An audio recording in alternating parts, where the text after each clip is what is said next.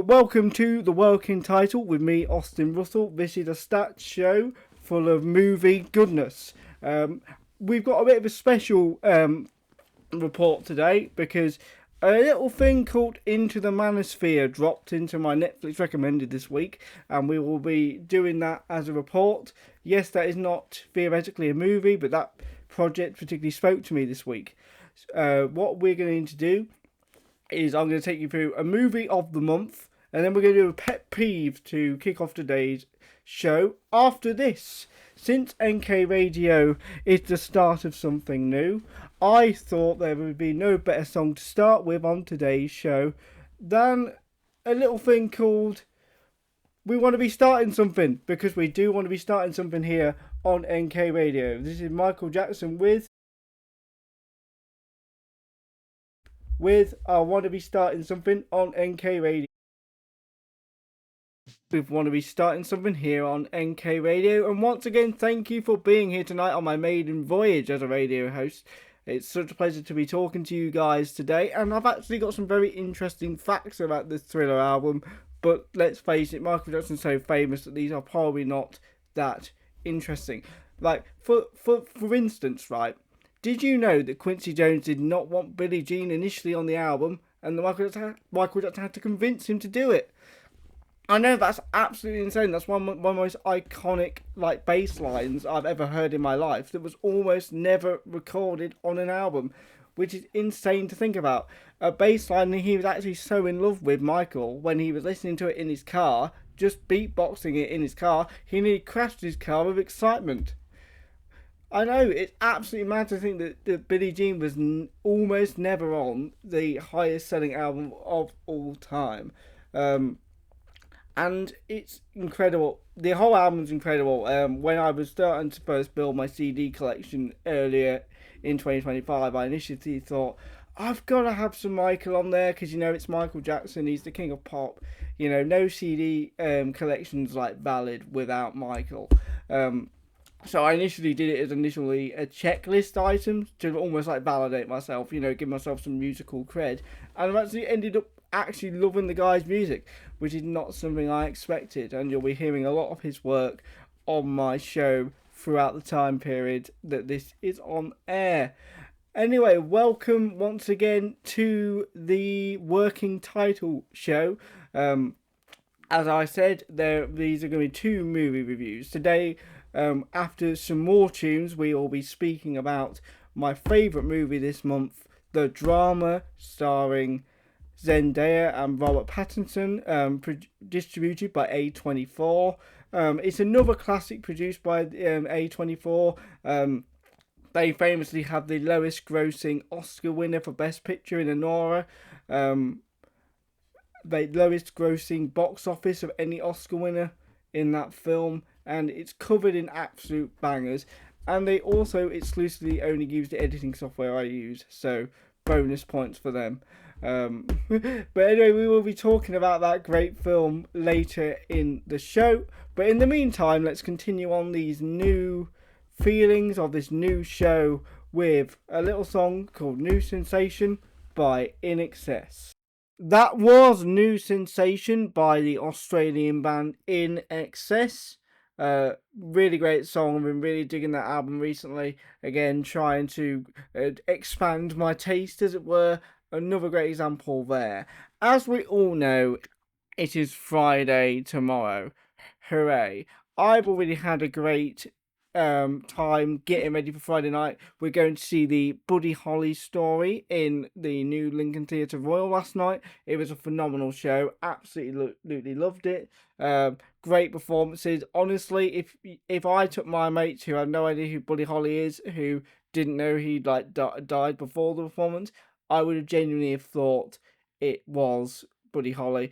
As far as I know, you can see it until the 9th in the local new Lincoln Theatre Royal until the 9th. So go and see it if you can. It's a phenomenal performance. The set list is great. It's slightly historically inaccurate, but nobody cares as long as the tunes are good, really, do they? That's basically how musical biopics have worked since the dawn of time. Well, well, it's inaccurate in terms of the music that's been used. But along with that, right, Thursday for me is the great time to clear your head and clear your mind, ready for the Friday night ahead. So what we're going to do is I'm going to take you through my pet peeve of the week. So this is when we get good old ranting. Hopefully, as the show progresses, we can get some of your pet peeves in. Because I don't actually have that many. I was trying to think of some to write coming up to this show, but there's one thing I wanted to speak to you guys about today.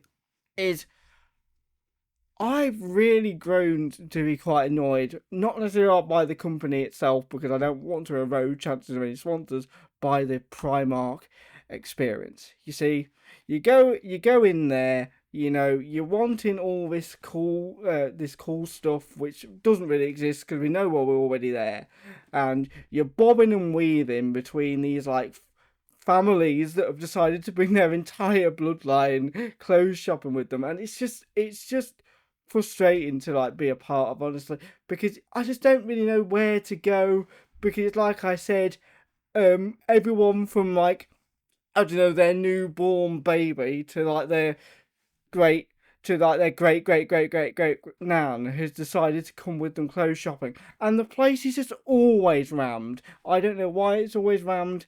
I don't know why it's always there's never enough space to go in there. And for me, for context, I'm a wheelchair user, right? And I have been a wheelchair user basically my entire life. And I'll tell you this for love nor money, right? If my friends were told they were wheelchair bound for the rest of their lives, for and the first thing I would get them to do, is test their driving skills, is drive around Primark on Christmas jumper day, because you will walk out of that having not hit anybody, the most energized, ecstatic you've ever been. You will go in there from never driven a wheelchair before for feeling like Max Verstappen in about 5 minutes. And I must admit, it is quite a rewarding experience to bob and weave against 6 generations of family members buying unbranded underwear. Because to be honest, what's the point of branded underwear? Like, I don't see the point of that either. Like, literally nobody's gonna see it, and the people that are probably gonna see your underwear, it's gonna be off in about 30 seconds anyway. There's no point to branded underwear. There's just absolutely no point of it. I just do not get it. If somebody wants to explain that to me in the next show, I will be happily to explain, hear your asinine arguments as to why branded underwear is worthwhile. I feel the same about socks, if you're wondering, but at least the top will be visible there. But yeah, I just don't get it. Like, and also they have this innate ability in Primark to make the clothes immediately look like hand-me-downs as soon as they come off the rack, which is like just it's just like annoying. I know that it's kind of like cheap, but I do want to defend Primark here because I have aware that I have just rambled on about the experience. As I said, the company's fine. I've bought stuff from there for years now. The problem with it, it's great. But one thing I will say is I watched this TikTok video the other day that tried to label like the dark truth behind really cheap uh Primark clothes, and I was expecting to hear this really big expose on, oh, what are the labour, how's it made or whatever. No, they just wanted to say, oh, be careful because that really discounted clothes is just washed returns. Of course it's going to be cheap, and it's been returned. Like, what what are you on about? Like, of course it's going to be cheap. It's literally been returned, and I would want returned clothes to be washed if I bought them. What do you mean? I don't want people's sweat patches when I buy stuff. And nobody cares where it comes from at Primark. Let's be honest. No one's ever walked in there and gone, "Oh, the new fire trap line's out. I've got to go down there and buy that." No, they just like the prices. Like, I just thought that just trying to like make a mountain out of a molehill there, like I would want the clothes to be washed. I don't know what they were complaining about.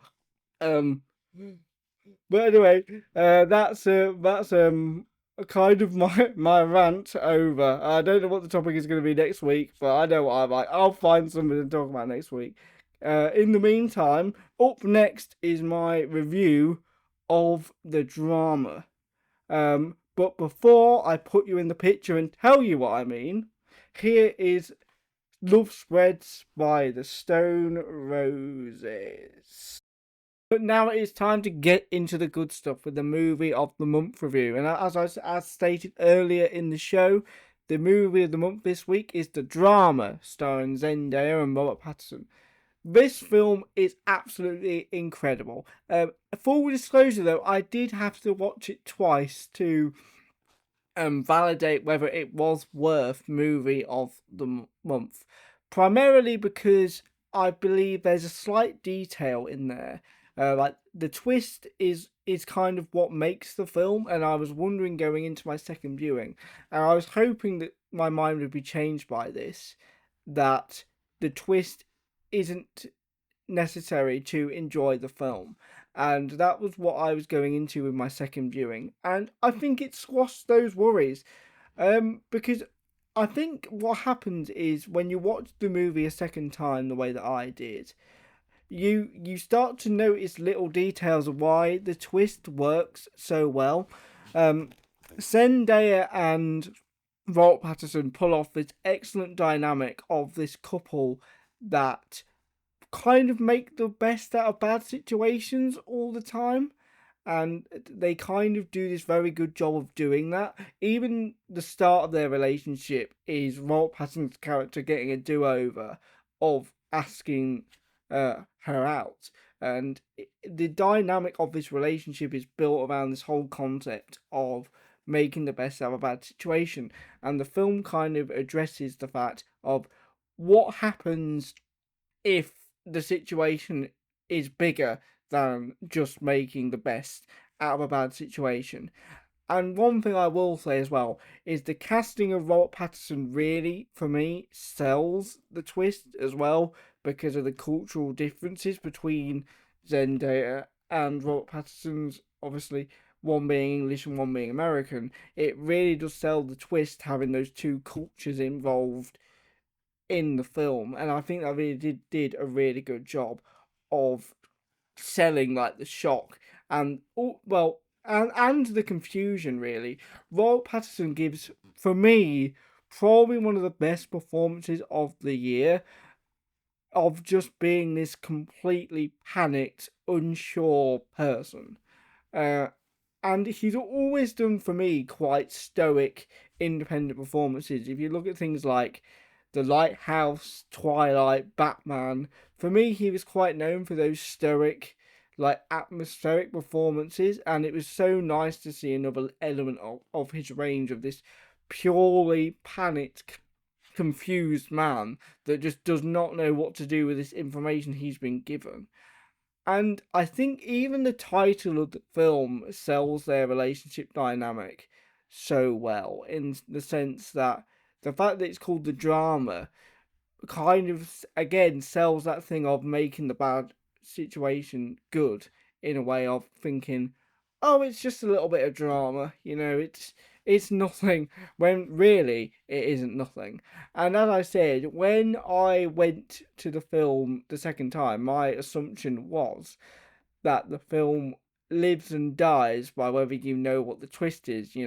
Like your Fight Clubs, for example, where the twist kind of, once you know it, is the film as enjoyable? Probably not. But I think once you kind of know the twist, you do kind of get this whole layer of appreciation. Because your first viewing, you're kind of carried by the shock of the twist, so to speak. And I'm so glad that the people that made the trailers and the advertising material for this film knew that as well, because there are so many trailers these days that just spoil all the details. I've literally had to sit in like a, I don't know, like a nuclear bomb position in the cinema when Spider-Man Brand New Day trailers come out, because I just know they're going to spoil everything and going to make going to the film basically pointless. So I appreciated that the film for actually realizing what the hook is and to hide it from the audience until it was absolutely necessary. Because I think a lot of lesser film distributors and promoters would have used that twist in the marketing and then sort of ruined the film. But like I said, the performances between Robert Pattinson and Zendaya has always had this knack for performing like mysterious, playful characters very well. Obviously that's what she's primarily known for in Euphoria. It's a kind of like misunderstood, mysterious character, and obviously she does that very well. She also does a lot of what I like to call aura farming shots pretty well in this film. And I think it just plays into the information and the cultural divide between those two very well. And there's not a lot of telling and rather than showing either. I think there's a lot of really good bits of making the information seem creepy without telling people that it's creepy. Like there are a few scenes where Robert Pattinson as a man is walking with like the child version of Zendaya in the film, and I think it just sells the creepiness very well because obviously this is part of the past with Robert Pattinson's what life Zendaya in the film, and it just does such a good job of showing the conflict between these two characters so well, and both the actors just commit to the disruption that this information causes. Sorry, I'm trying to give you as much of a good review as I can without spoiling the film for you. But my advice would be, just make sure you go see it twice because you will get a deeper understanding of the relationship dynamic. You will get a deeper understanding of why the twist works so well. If you go see it twice, I do believe it's still in cinemas near you, and obviously I think it's prime for obviously those silver cinema things that the Odeon do. Yeah, that's prime viewing for them. So don't be afraid if you've missed out on it. Those screenings usually take like what, 2 to 3 months apart from the release mainly. I go to the cinema that often that I'm able to immediately detect what's going to be a silver cinema film and what isn't. So I'm literally 2-0 on the year of what's going to be a silver cinema film. But yeah, as I said, it is a fantastic film. I would have liked a bit more, I don't know, like creative camera work. There's a lot of stuff that is very visual and very pleasing about the film, like very much teasing, manipulating real footage to make it seem a bit more creepier, and again, really selling the internal conflict that Robert Pattinson's character goes through. But I would have liked to have seen a bit more like hectic camera work and a bit less static tripod behavior.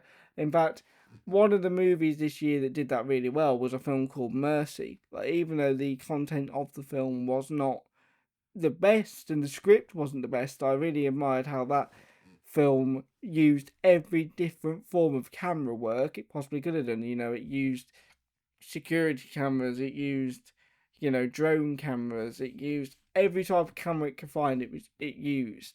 I really appreciated it.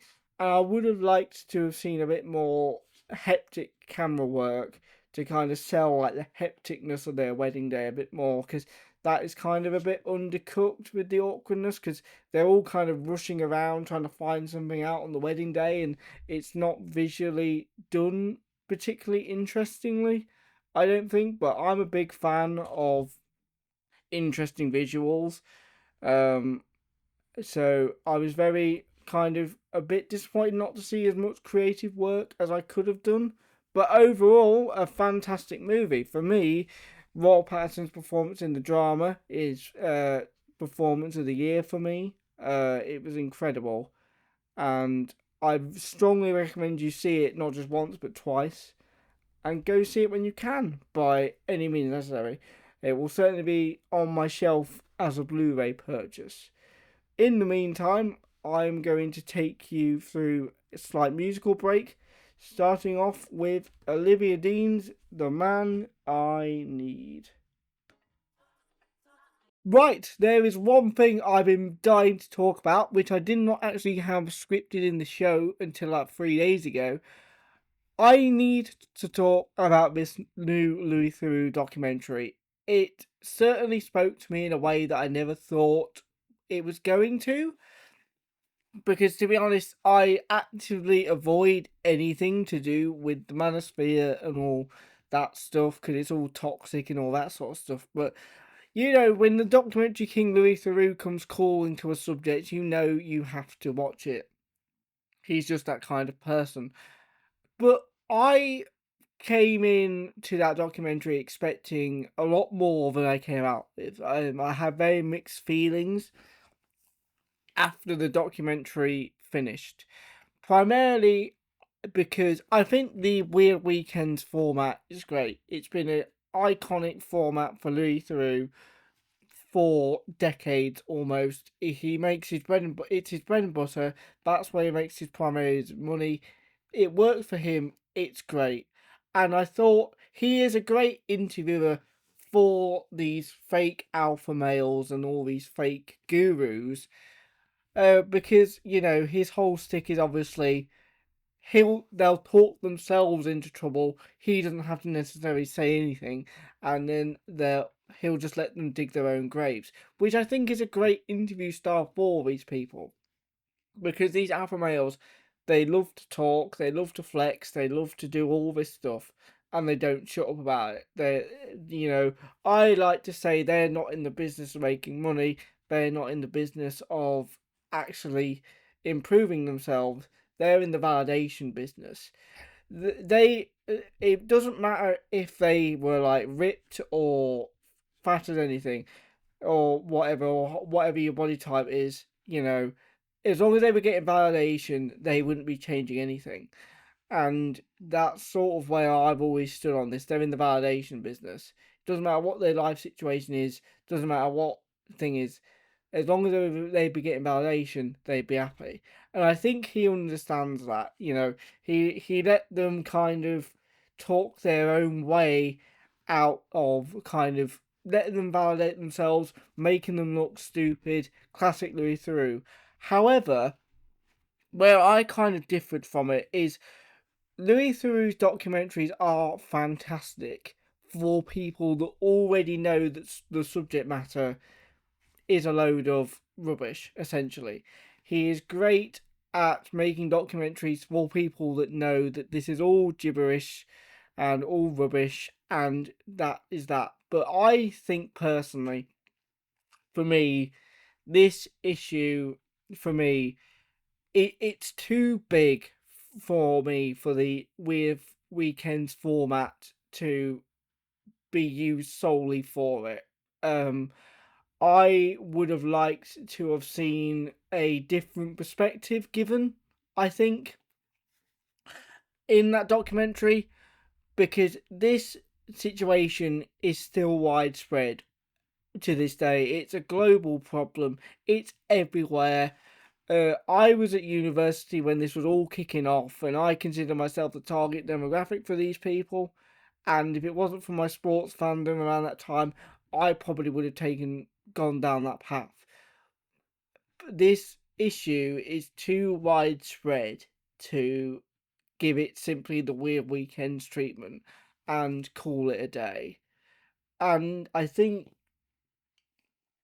especially considering that, you know, they're going to be posting on their on TikTok and social media that they're going to be a part of this big documentary, and it's the momentary validated because that's all they care about. their audience would have come to this documentary, and this is another thing where I feel it missed the mark, is there needed to be more education in this documentary, in my opinion. Maybe talk to a, former alpha male, or talk to somebody who embodies what they claim to embody anyway, who doesn't claim to be an alpha male. Talk to somebody who is disciplined anyway, who doesn't, turn to misogyny or whatever he likes to get clicks and attention online. And I think there needed to be more education in this film, straight up. Like, there wasn't enough attempts to see the right way of being like a man, or just not even just a man, just a person in general. And I would have really loved to see it. In fact, I was literally scrolling up the documentary because when it says like the minutes left, I was waiting for that scene, and I was watching a documentary by Zandland this morning, literally, to intensify my opinion on this documentary, because he had a documentary about people that actually rent girlfriends online, and that was the whole stick. And there was one scene in this documentary that wasn't in the Manosphere that I really would have liked to have seen, where the person who's like the lead of this big group of renting these girlfriends, uh, which is a dystopian concept straight out of Blade Runner if I've ever seen one, where he actually gets them to interview actual women, and he gets this person that leads this big, like, I believe he spent £50,000 on renting girlfriends, and just to get him to sit down with an actual, like, woman to kind of change his perspective on things. And I thought that interview was quite interesting. um and it was a very well edited segment in this documentary as well, where they actually talk to the women after the interview in some aspects, where the women have picked up on signals that the cameramen might not have noticed, and then obviously they cut back to them. And that's what this Into the Manosphere was severely lacking, was an attempt to steer this audience on the right path, because this is a issue that we've seen lead to massive crimes along the country, anti-Semitism, and all you could ever imagine. Like, these are people that are leading people to do the most horrific things on the planet, and they're influencing all these things based on, essentially wrong and dated ideology. There, got there in the end. And it needed to be addressed, and it wasn't addressed.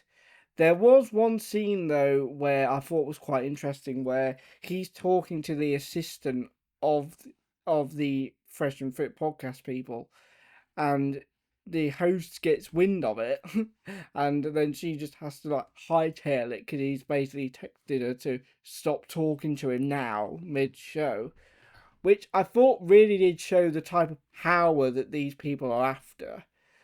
And I thought it really did illustrate the point of how like dangerous it is to, you know, even question these people. And I thought that was a really good job to do that.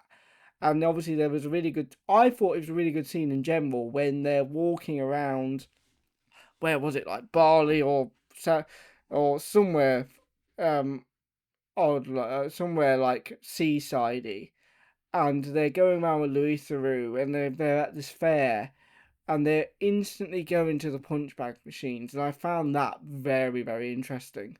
Very, very interesting. Because they're not going to have fun with Louis Theroux. They're not going to have like a good time and show them the good side of their world. Their immediate thought was, we're going to go to this punch bag live on stream and emasculate this man. And that was their first thought. And I thought that was very interesting. That wasn't just the first thing they went to; it was the only thing they went to. But it's like I said, they're in the validation business.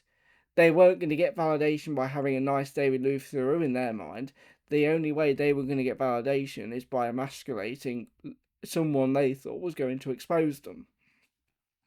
And I think another big issue why there needed to be another perspective involved in this documentary to steer young men in the right direction is I believe that if you watch that documentary as a fan of these people, I believe you think they've won, because on the surface of it, from their contributions, they've brought up some of Louis Theroux's regrettable podcast people he's interviewed and had documentaries about, and they've emasculated this man on screen. And as far as you know, if you huff the same paint fumes of these people, they've won the documentary. They've won the documentary. They've done everything they set out to do, which is why another perspective was so important. It's like I said, this issue is too big to have just simple Weird Weekends format, and that was my biggest issue with it. And I think that's all I have to say. But I do think it was a good documentary.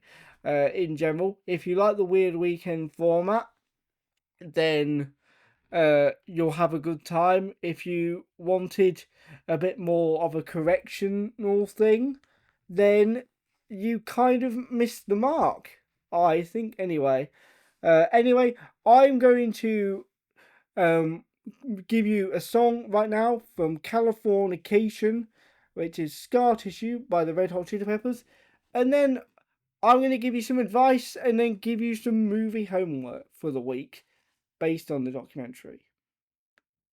My next segment is the main reason why I wanted to talk about the Manosphere today, and it's just I wanted to just speak to people of my age for a moment, because as I said in the review, I grew up when all this stuff was kicking off, and at the time I was very I felt I was in a very susceptible place to all this stuff. And it's like I said, if I didn't have my sports fandom and some actual good idols, good idols, friends, women included around me, I probably would have taken one of those dreaded red pills. And I wanted to just kind of give some young people my advice and kind of attempt to do what the documentary missed out on today.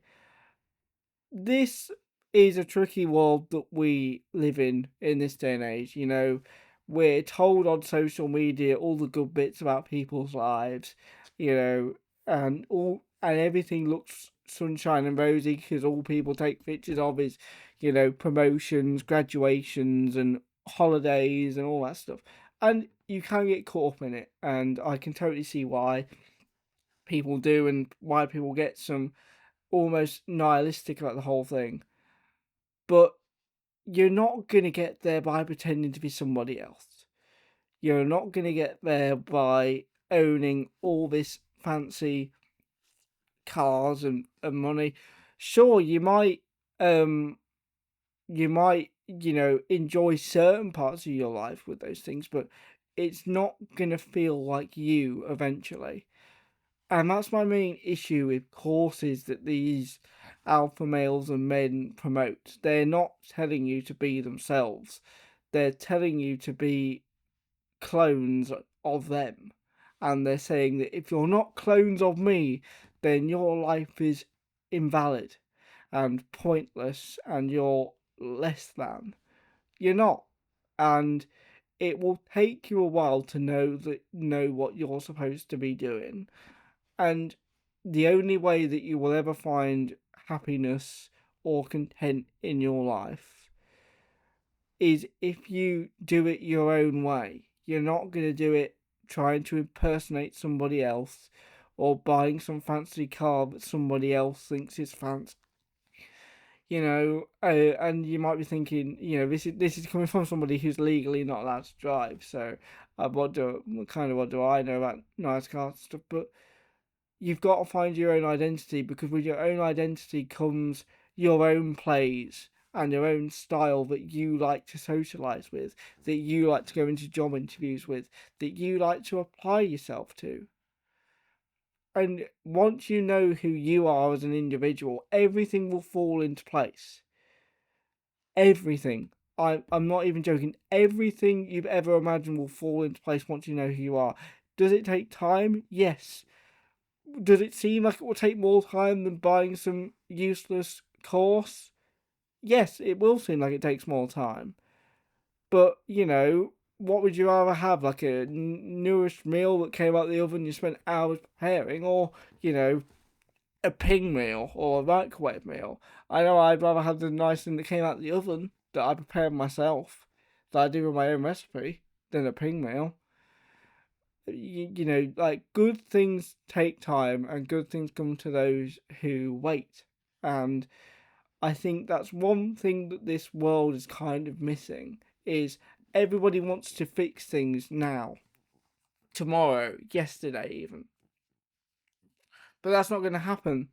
I thought when I stopped drinking in 2024, despite being a lightweight with no real dependency, that all my problems would be solved as soon as I got rid of sobriety. That all the problems would stop as soon as I stopped drinking and ruining people's nights out. But it didn't.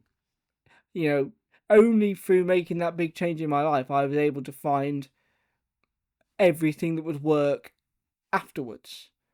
And you will find those things too. You've just got to trust yourself and trust that these things make things feel better. And if you are struggling at all, obviously, please talk to somebody. Trust the people around you. And don't trust these people promising you everything. Because you know what they say, don't you? If it's too good to be true, it probably is. And neither what was shown in that documentary is true or good. Because you'll just become a mouthpiece for people that will never know who you are, who will never care who you are. And that's not a world that anybody wants to live in, including myself.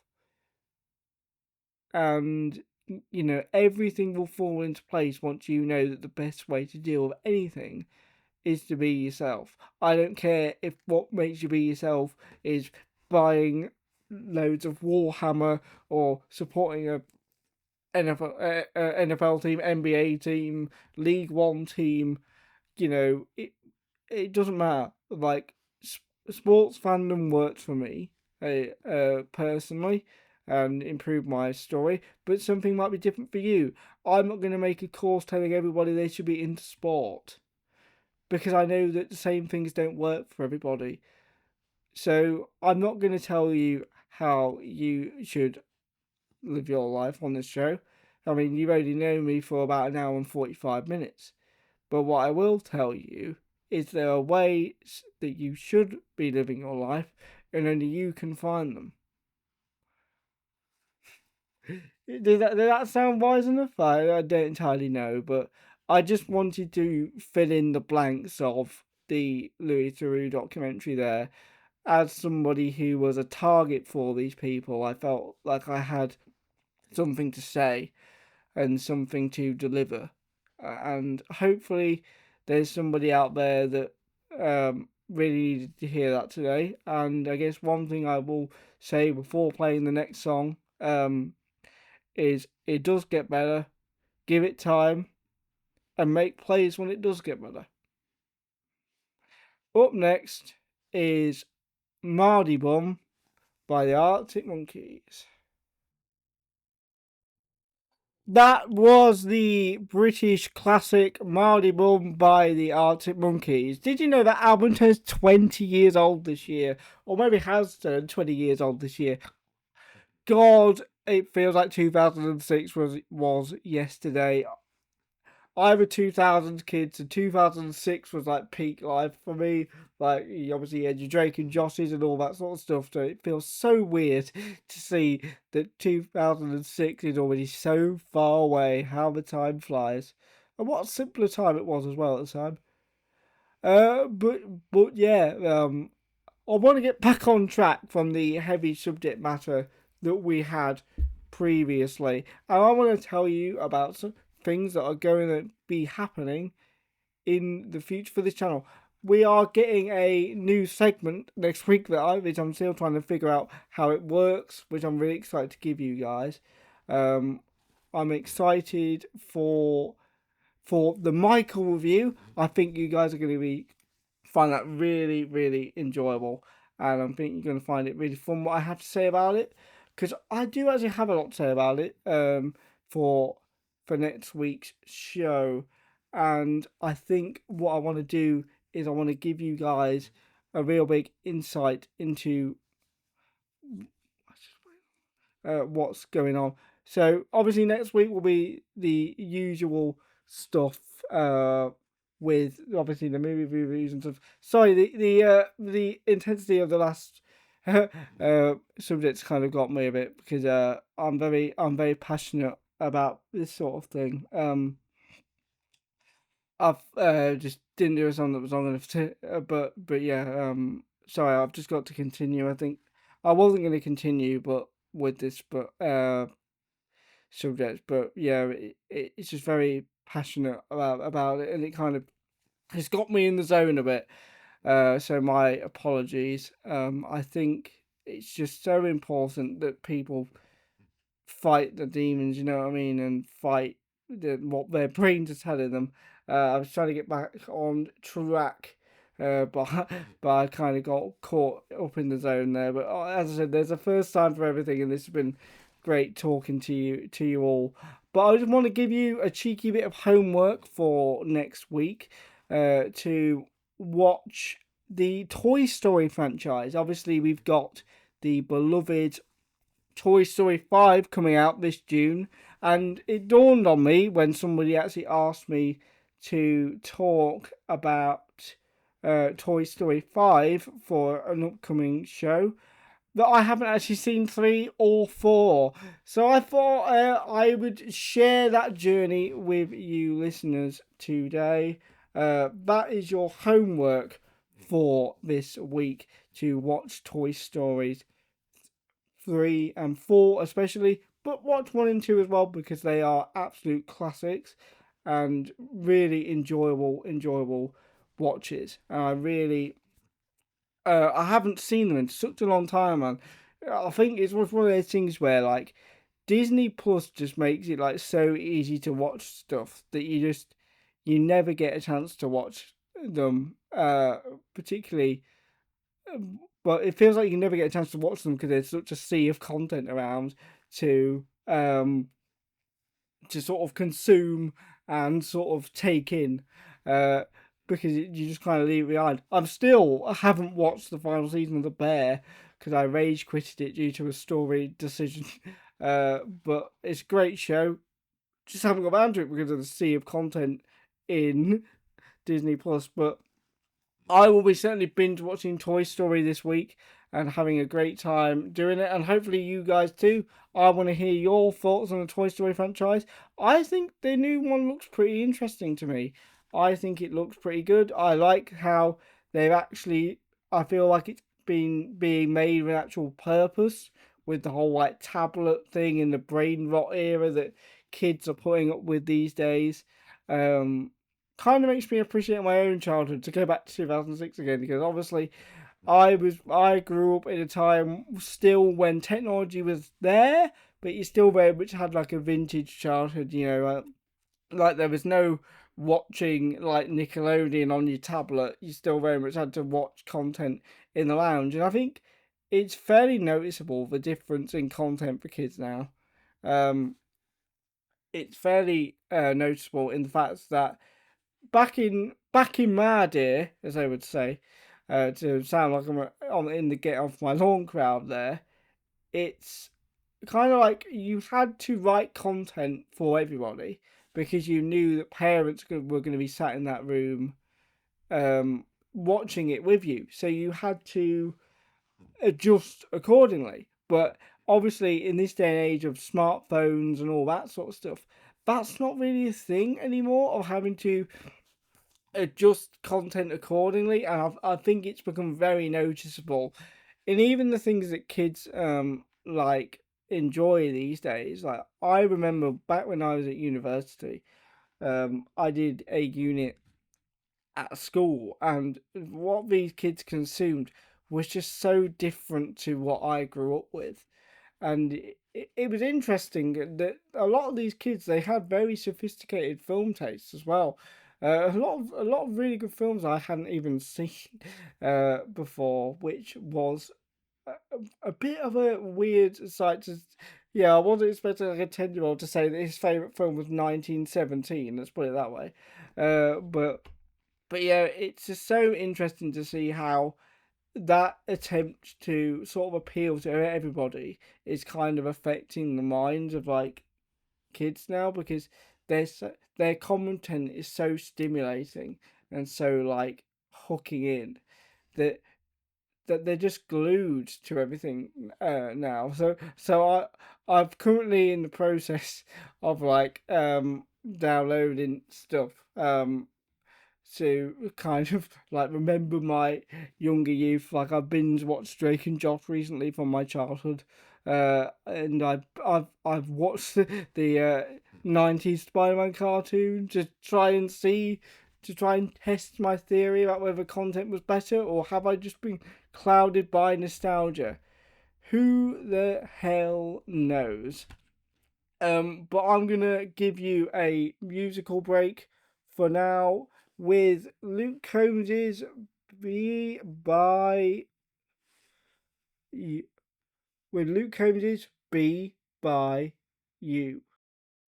That was Discotheque Wreck by Terrorvision. When was the last time you heard Terrorvision on the radio? I can't remember it because I wasn't born, probably.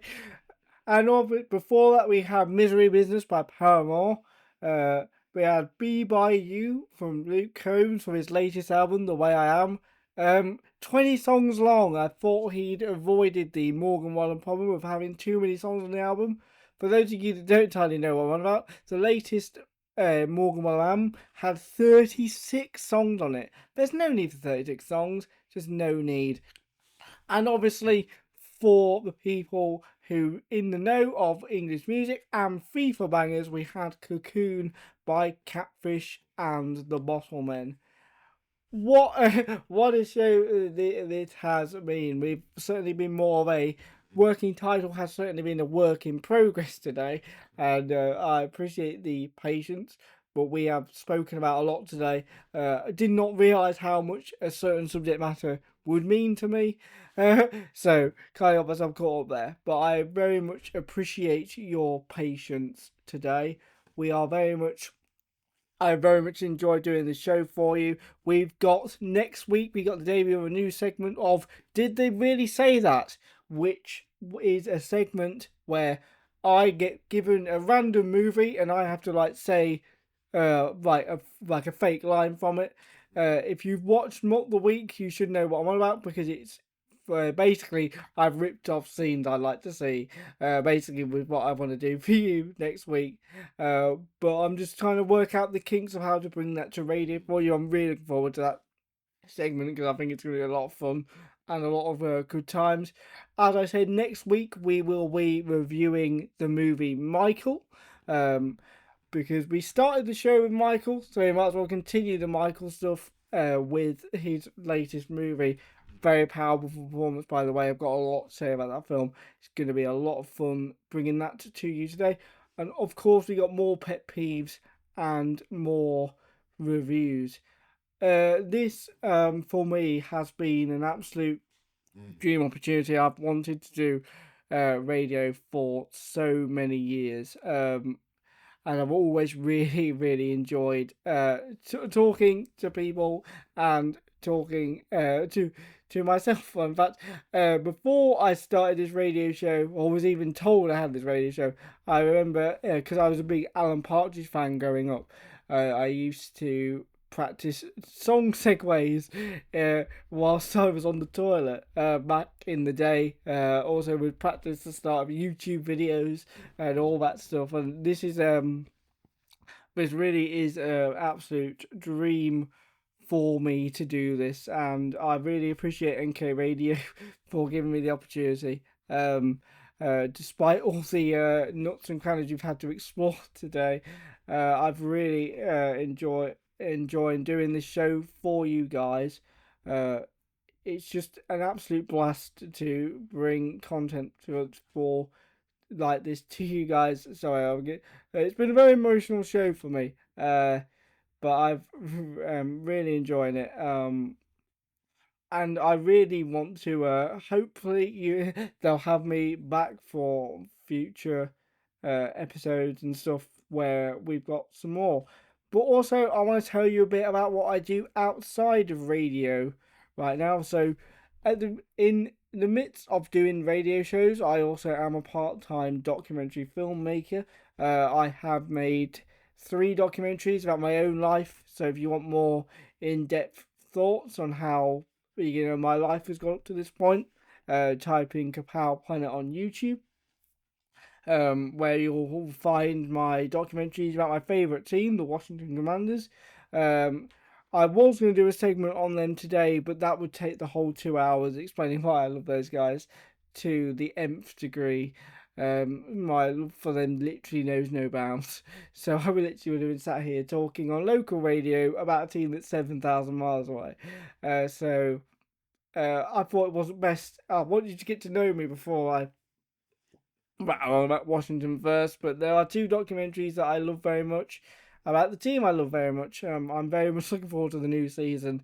New season's going to be great. And I'll always enjoy it, and I always enjoy my happy space. And in conjunction to what I've already said, just make sure you find your happy place. You don't have to be a social butterfly all the time. Once it gets to Sunday for me, my brain is off socially. That is also fine as well. And I also am working on loads of things. So there are also director's commentaries for my work on YouTube available for you guys to see. And really hope you guys enjoy it as much as I've enjoyed making this show for you. There are loads more content if you want to hear more from me out there to see. As I said, there is currently loads of things going on in the local Kesteven area. I believe the Lincolnshire Bombers have started their season. You might catch me at a game if it's not on a weekday like the last one was. But they've been around for like 25 years. The Lincolnshire Bombers are kicking off in the new North Kesteven area, which I'm really excited to finally get to a game for those guys. They also host like events for like the Super Bowl and everything. So if you're not entirely American football inclined, I'm sure there are plenty of American football experts to educate you at their local events. And I recommend going to those because I plan on going to those at some point. Um, but no, yeah. So they're kicking off. So it's not just 7,000 miles away football I talk about, and also what's going on with Lincoln City at the moment. It's incredible. Like they're going to be the championship with Spurs, which is fantastic. I can't wait for Spurs to go down. Personally, it's going to be great. Because when my team played in Spurs this year, that means Washington's going to be the biggest team to play in Spurs, which is going to be great news. But yeah, right. Don't forget to go see a Lincolnshire Bombers game, and don't forget especially to go see the Buddy Holly story at the Lincoln Theatre Royal. It was absolutely incredible, as I said earlier in the show. The performances were incredible in that show, and I believe it's on until the 9th of May in the Lincoln Theatre Royal. You will be the youngest person there by about 40 years if you're my age. I was half expecting to walk out of there asking to donate my hair for a transplant, but you will have an excellent time. The standard was incredibly high. I went with my dad and my stepmom, and my dad didn't know much about Buddy Holly and really enjoyed it. Me and my stepmom were both massive Buddy Holly super fans and really enjoyed it. Um, but yeah, but just be wary, you will be the youngest person in there by about 40 years because I was. And there is a lot of stairs. So many stairs. There are so many stairs. I can't, like, I skipped out on the gym to go to that gig. last night. I thought I got a pretty decent workout. It's a really good workout for the disabled brethren. So if you're a disabled brethren and want a workout and a good show, make sure you go to the Buddy Holly story. It was absolutely phenomenal. That is just an incredible show, and I was completely blown away by it. I was expecting a complete amateur like hour thing, but it was just incredible from start to finish. I think it's totally worth going to see, and I think that is pretty much all I have to say.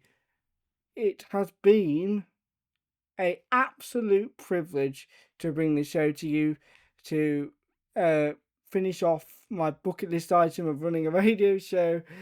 Is absolutely phenomenal.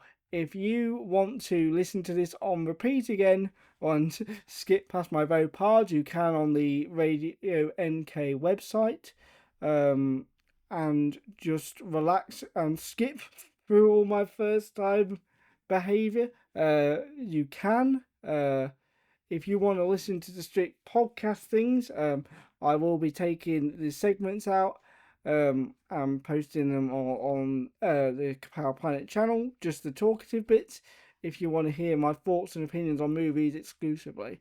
But if you rightly so want to listen to the full shebang, you can listen to me live every Thursday from 6 till 8. And you can also listen to me on demand on the Radio NK website. And with that, I've got one question to ask you lovely people. I will certainly remember the first time that I did this show for you. But will you? But you have this song to decide. Here's Do You Remember the First Time by Pulp. I've been Austin Russell. This has been a work in progress version of the working title with Austin Russell, and I will see you next week with more segments, more movies, and more fun to be had. I'm Austin Russell, and welcome to the second instalment of the Wallop sessions. We have an absolutely stacked show for you guys. Today we have the review of the potential movie of the year with the Japanese film Exit 8. And we also have my anticipated review of the Michael biopic, Michael. My God, how famous do you have to be of all the Michaels in the world to just be called Michael? That's always been insane to me since the film was announced. We also have the homework for this week, a Toy Story series retrospective that I wrote with you, and also the regularly scheduled pet peeve. I've tried out a new challenge this week. I was online looking for ways to motivate my reading, and I wanted to talk about it to start today's show off. I started doing the 30-page a day challenge, and I'm really enjoying it. I think it's a real good idea to get your reading muscles really working, and I'm really enjoying doing it. Because I'm somebody who, for the longest time, has had a New Year's resolution to read more and to read 5 books in any given year. If you want to know why specifically 5, it's because The Hitchhiker's Guide to the Galaxy has 5 books. I wanted to read that series, so I gave the goal of 5 books in 1 year. That's why it's set to 5, and I've failed every single year I've set that task. But this 30-page a day rule is really helping me.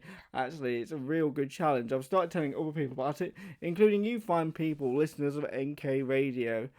I have absolutely been buzzing to do this thing to you today. I have a new band for you today. I mean, they're quite ancient, but they're new to NK Radio. They're one of my favourite bands from last year. This is from their latest album, the New York outfit Laundry Day. From their latest album, Earworm.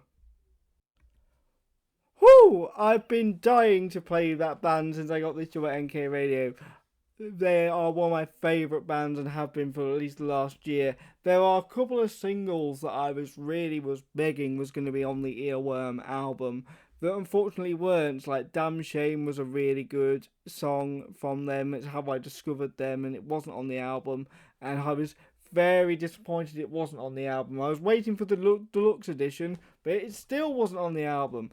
But as I said, you can buy that on iTunes and stream on all available platforms. They are definitely a band worth checking out. They actually just toured with the 1975 and completed their own UK tour last week, so they are very much on the rise.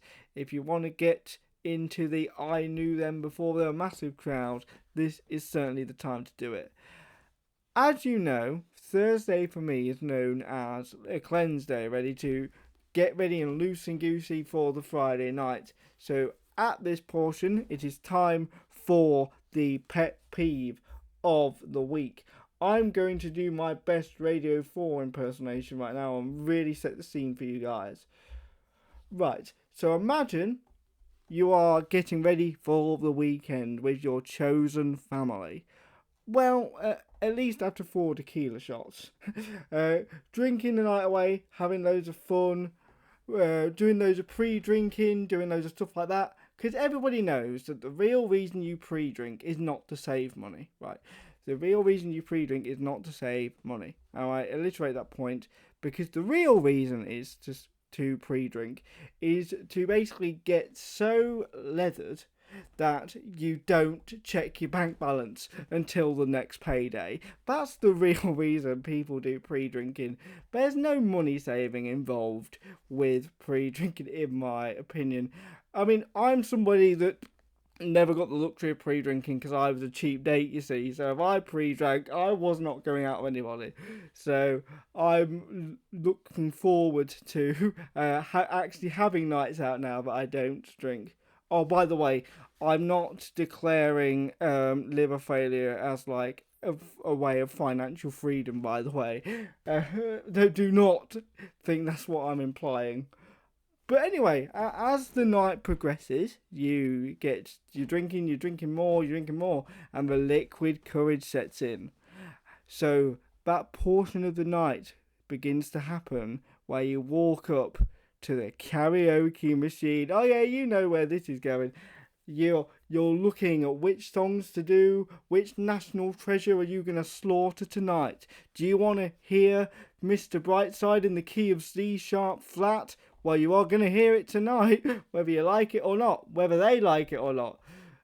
National treasures are being slaughtered all over the country and everybody is vibing and having a good time. That's what karaoke is for. Until you get the dreaded good karaoke singer. Dun dun dun. Right? So the reason why I'm saying that is not because having a good singer in and amongst the bad stuff is a bad thing. The reason why I'm not saying that is not for that. By all means, hearing an actual good vocalist after hearing Sex on Fire sang in Klingon for 5 minutes is music to my ears, figuratively and literally. But it's the fact that they keep going back up. Like, why? Like, the idea of you doing a private concert disappeared 2 Jaeger bombs ago. We don't need you guys to keep going up. Like, oh, it's so anger inducing. I once went on a night out where a guy went up 6 times. 6! People, famous musicians on Live Lounge don't even get that many songs. Like, at that point, just leave us alone and go do your Britain's Got Talent audition. But, we don't need it at that point. You are a nice palate cleanser. Now, just leave us be to butcher Kasabian or Stereophonics. Just leave us be to slaughter our songs in peace. By the way, I did actually watch Britain's Got Talent semi-final this week, and my God, they were really scraping the bottom of the barrel. I did not want to think what actually didn't make it through. I got about 2 acts in and I had to turn it off. Because there was one guy doing diss tracks, which has not been a valuable piece of entertainment since 2016. And I was like, Jesus Christ, they're really trying to appeal to the young ones here. And I was just like, this is painful. This is absolutely horrible and dated. And they once had a guy who clearly spent too much time in DT just whacking each other with pipes and some fireworks. And I was just like, is this what made it to the semi-final? Are you serious? Like, can we just leave Britain's Got Talent in the past, please? Because we've clearly ran out of people to compete on Britain's Got Talent, in my opinion. Right, since I mentioned these songs, I want to give you the opportunity to sit at home in your car on the way home and butcher these songs as you see fit. Here is Mr. Brightside by The Killers. There you are for your karaoke pleasure. Those were Mr. Brightside by The Killers and Sex on Fire by Kings of Leon. I don't even know why I bother with that. Those songs need no introduction. Now it is time for the first movie review of the show.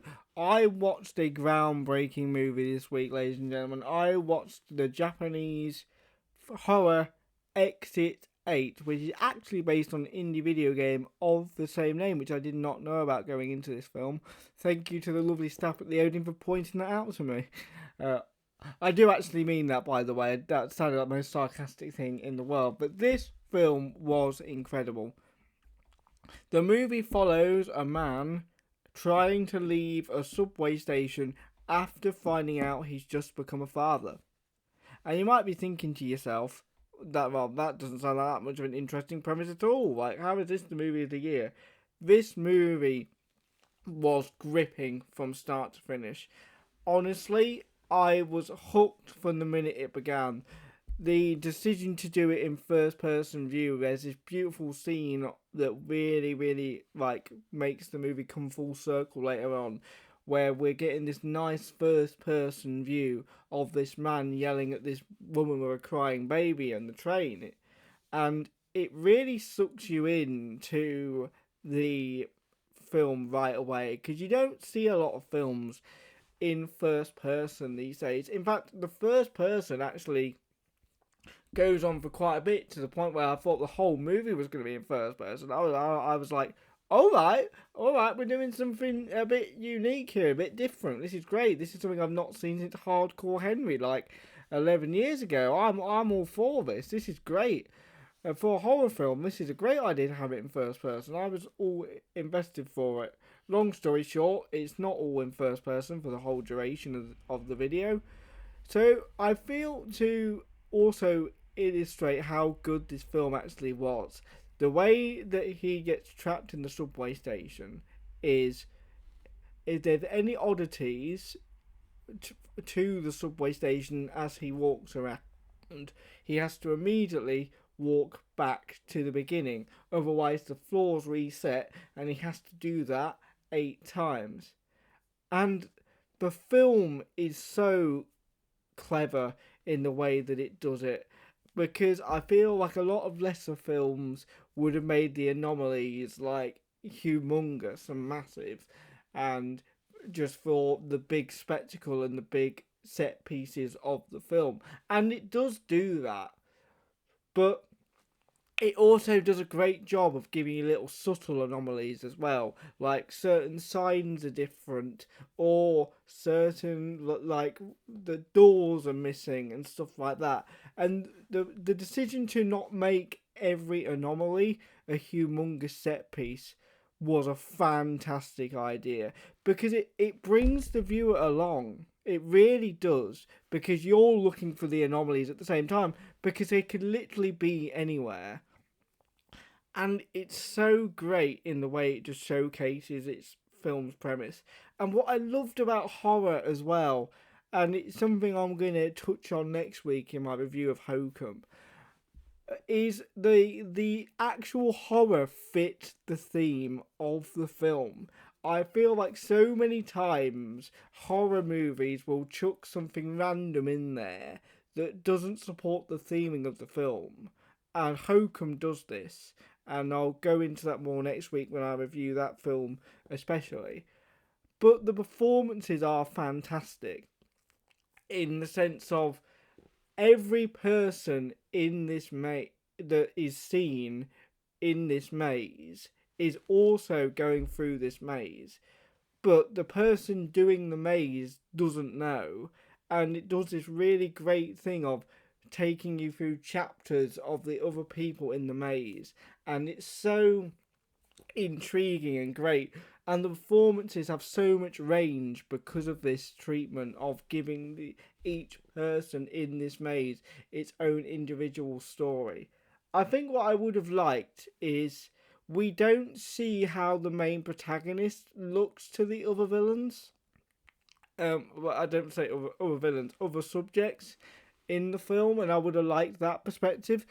But there's this great scene, I think, where one of the contestants or subjects is a little boy, and rightly so. The protagonist, who's not seen him through multiple floors, thinks it's an anomaly and immediately goes back to the beginning. But it wasn't an anomaly. This was a genuinely lost boy in this maze, and it forces the characters to really bond and really connect going through this maze, making the main character really feel like a stronger father before the kid's even been born. And it just does its messaging so well, and the horror fits the theme, which is something that doesn't happen in a lot of films in the horror genre these days. I think the horror genre is in a particularly low point at the moment, because it just feels like that's what they give people to make like a cheap movie for a business expense, and you can really start to feel that and tell that. But not with this film. This film was truly great, and it's so far the absolute movie of the year. And if you can go watch it, Blu-ray, streaming, cinema, contact the local Odeons and Everyman to show it. You need to see this film. This for me was a 9 out of 10, 10 out of 10 film. Truly magical. And if you can't get to the theatre for the Odeon and the Everyman, make sure you play the game, because I certainly will be this week. Maybe I might talk about it next week's show. But after this musical break, we will be talking about this man's film. This is Michael Jackson's Thriller. That was the Kooks with She Moves in Her Own Way. Before that, we have Michael Jackson's Thriller. We had Billie Eilish before that as well. And my favourite album of all time, a piece from that, Soundcheck by Catfish and the Bottlemen, which turns 10 years old this year. And with that introduction there, it is time to talk about Michael. I feel like I was in a very weird spot with this film, because whilst being a recent fan of Michael Jackson's work, I didn't feel like I went into it with the same anticipation that a lot of Michael Jackson's fans have. And also, I'm somebody who has grown quite sick of the biopic formula. My theory is it's a great way for a 6 out of 10 film to get Oscars, because a lot of the time the film's content gets bogged down and gets carried by the person imitating who the movie is about. And Jafar Jackson does a really good job of that. And if you wanted some really good entertainment, you should go online and look up some of the impersonators' opinions of Jafar's performances, because they're just not happy that they just didn't get the part. They're not even evaluating the role whatsoever. It's quite funny and entertaining. But the movie did disappoint me slightly. It did do a few things that I really liked. Coleman Domingo's performance as Joseph Jackson was incredibly captivating. He's terrifying on every time he's on screen, which I applaud the movie for, because primarily I was scared that because the Jackson estate's fingers were all over this, that they were going to gloss over the dark parts of Michael's childhood, because obviously Joseph Jackson is a member of the Jackson estate. So I thought it was going to be a bit of a Jackson 5 puff piece, the beginning of the film, and I really respected the film for actually using his real childhood and his real stories in the beginning. Because that was not something I really expected. There was one weird decision though that I didn't quite like. There's this great scene the first time that we see Michael uh, get disciplined by his dad, and it does a really good job of showcasing the dynamics and showcasing his terror from the minute the scene kicks off. It was a great scene and really does a terrific job of what it's trying to showcase. But then during the typical as they become a successful montage of them doing gigs and recording stuff, there's just a random cut to one of those disciplines. And I just thought it undermined that scene, just chucking it in this montage, because I just thought we've just seen this powerful scene and you've just thrown another piece of it away into this montage. I just thought that was a very weird editing choice, and I don't know who did that, but I just didn't like it. I thought it really undermined probably the most powerful scene in the entire film, and it just did not sit. I don't want to say sit well, but it just threw me off a bit. There was also one aspect to the film that I didn't particularly like. There were too many scenes of people telling Michael Jackson that he was special. And all biopics do this as well. They have too many scenes either telling somebody that they're not good enough or that they're the most beautiful thing in the entire world. And it's annoying to see because it just kept happening in this film in particular. I believe it happens at least 3-4 times, and a lot of the time it's just completely unnecessary as well, because the scenes that precede it do the job that the dialogue that they're saying has already done. Like, there's one where his bodyguard does one of these "You're Special, Michael" scenes, but we've just seen this guy walk around this entire hospital, donate his compensation to these kids and burn victims and stuff. And we've seen scenes of him really interacting with kids and really bonding with kids despite how famous he is. I believe that did the job of telling the audience that he was special. We didn't need the bodyguard telling him, you're special, Michael. You're special, Michael. We just didn't need it. And again, there's another one where his mother does the same thing. When they're at a state fair and he's singing to this disabled person in the front row, which is a scene I particularly resonate with as a disabled person myself. Like, wow, this guy's really special. He's doing this in 1960 or whatever. Like, this is unheard of, you know. And 2 scenes later, we get this scene of his mum going, "You're special, Michael. You're special, Michael." Like, yeah, it just really annoyed me how many times they did it, because it also left out the Motown 25 thing, which I didn't like, which could have been put in because of this decision that they made. Because Motown 25 is incredibly important because it is the original showcase of the moonwalk in the Michael Jackson zeitgeist. It's a very important moment in history. He famously only agreed to do Motown 25 because they allowed him to perform Billie Jean and he wasn't going to do it otherwise, which then led to the moonwalk. And that confrontation with his dad led to one of the most iconic moments in music history. But it's just not done in this film for some reason. The performance is done, and amazingly, like, it's probably Jafar's best performance of the entire film. But the dynamic of that moment that just made it so crucial to music history just wasn't in there, and I thought that was very bizarre.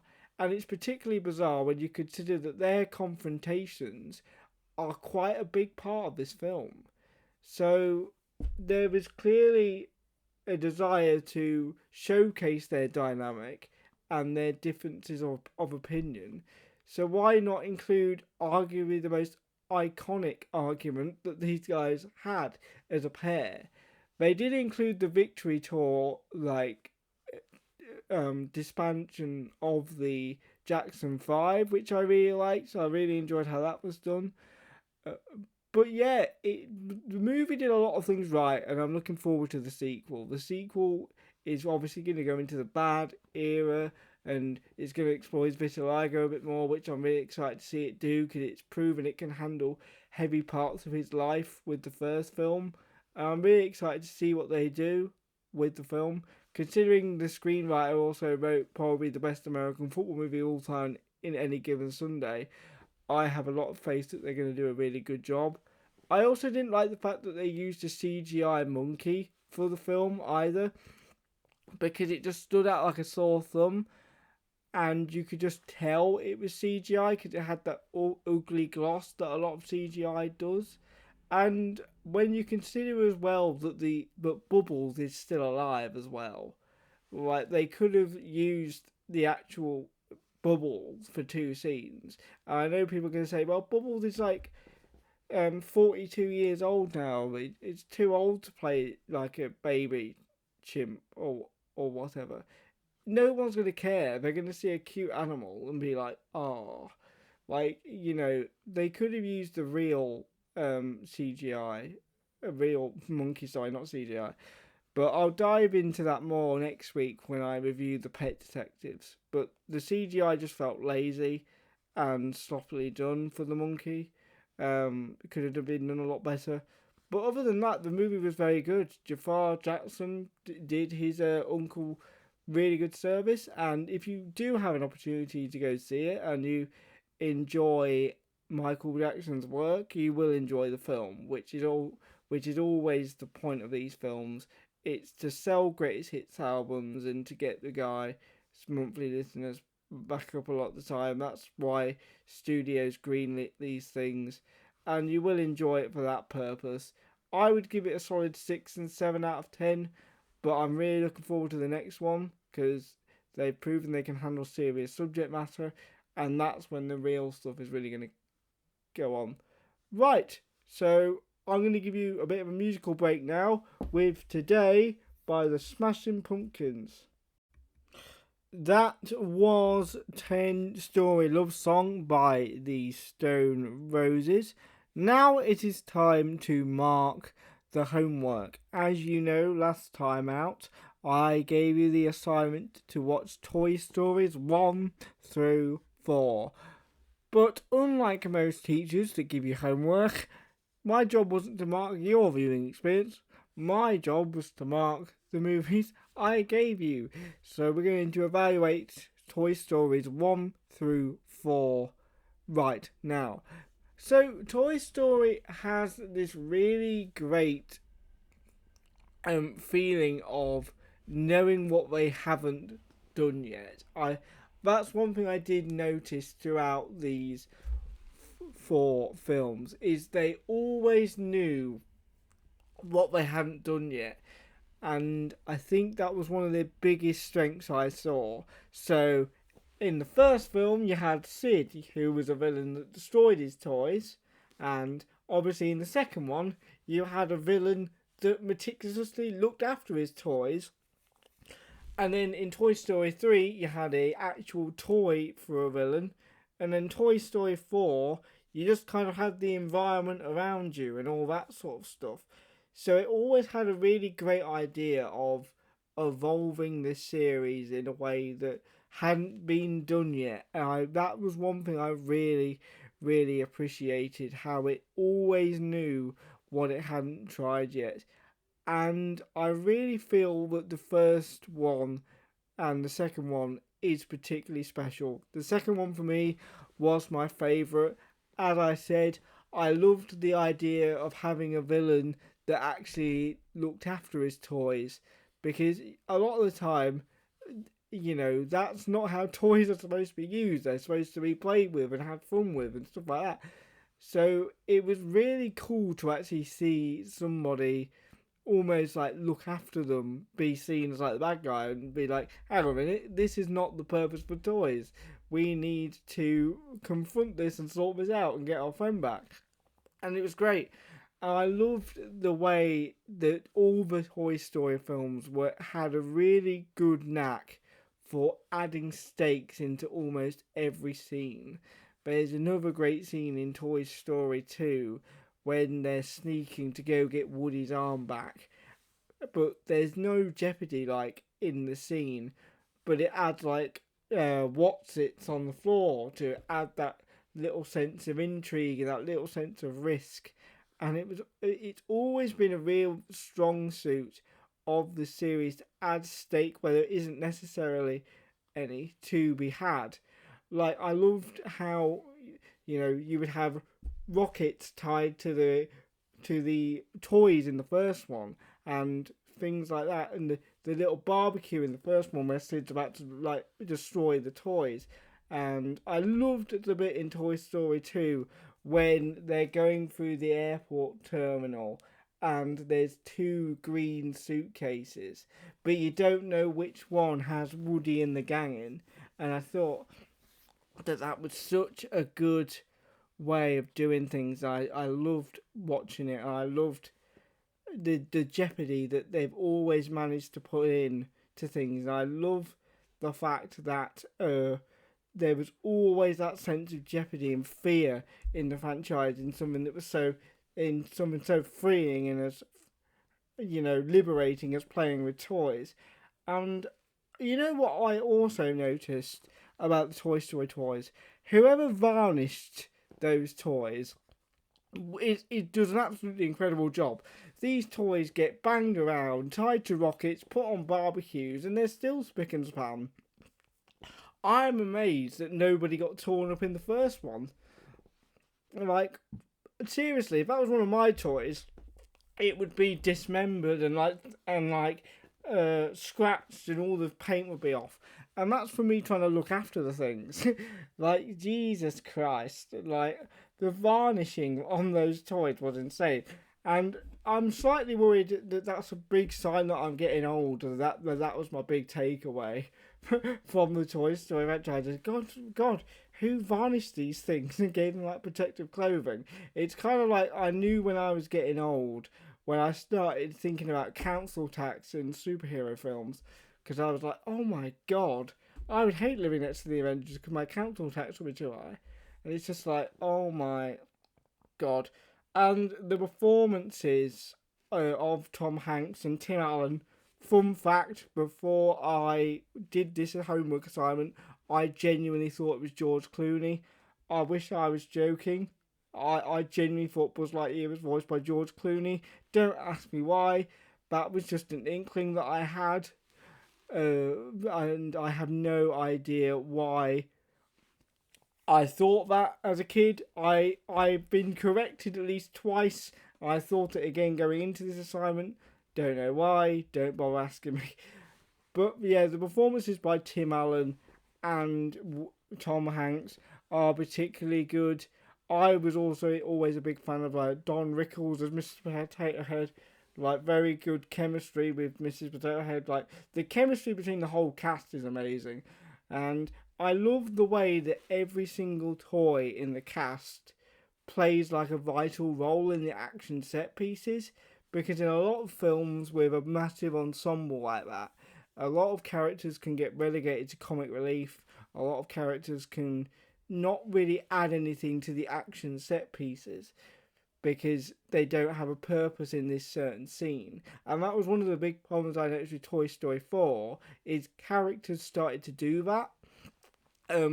The Duck and the Bunny characters, particularly played by Key and Peele, I felt were just there for comic relief, because they don't really do anything to help the grand set piece plan of getting Forky out of this big antiques store because he's gone missing. And I thought, oh right, they might be running out of steam here because they're starting to fall into the trope of a lot of animated comedies do. Got the end where just there are certain people relegated to not really being helpful or being any good at helping people out, and that was something so good about the first three films. Is you would see Slinky like stretching out to arm's length to try and get the Woody and Buzz in. You would see Mr. Potato Head taking his eye out to scope out the area. There was always a way for the cast and the toys to contribute to what was going on, and that's another bit of magic from this franchise.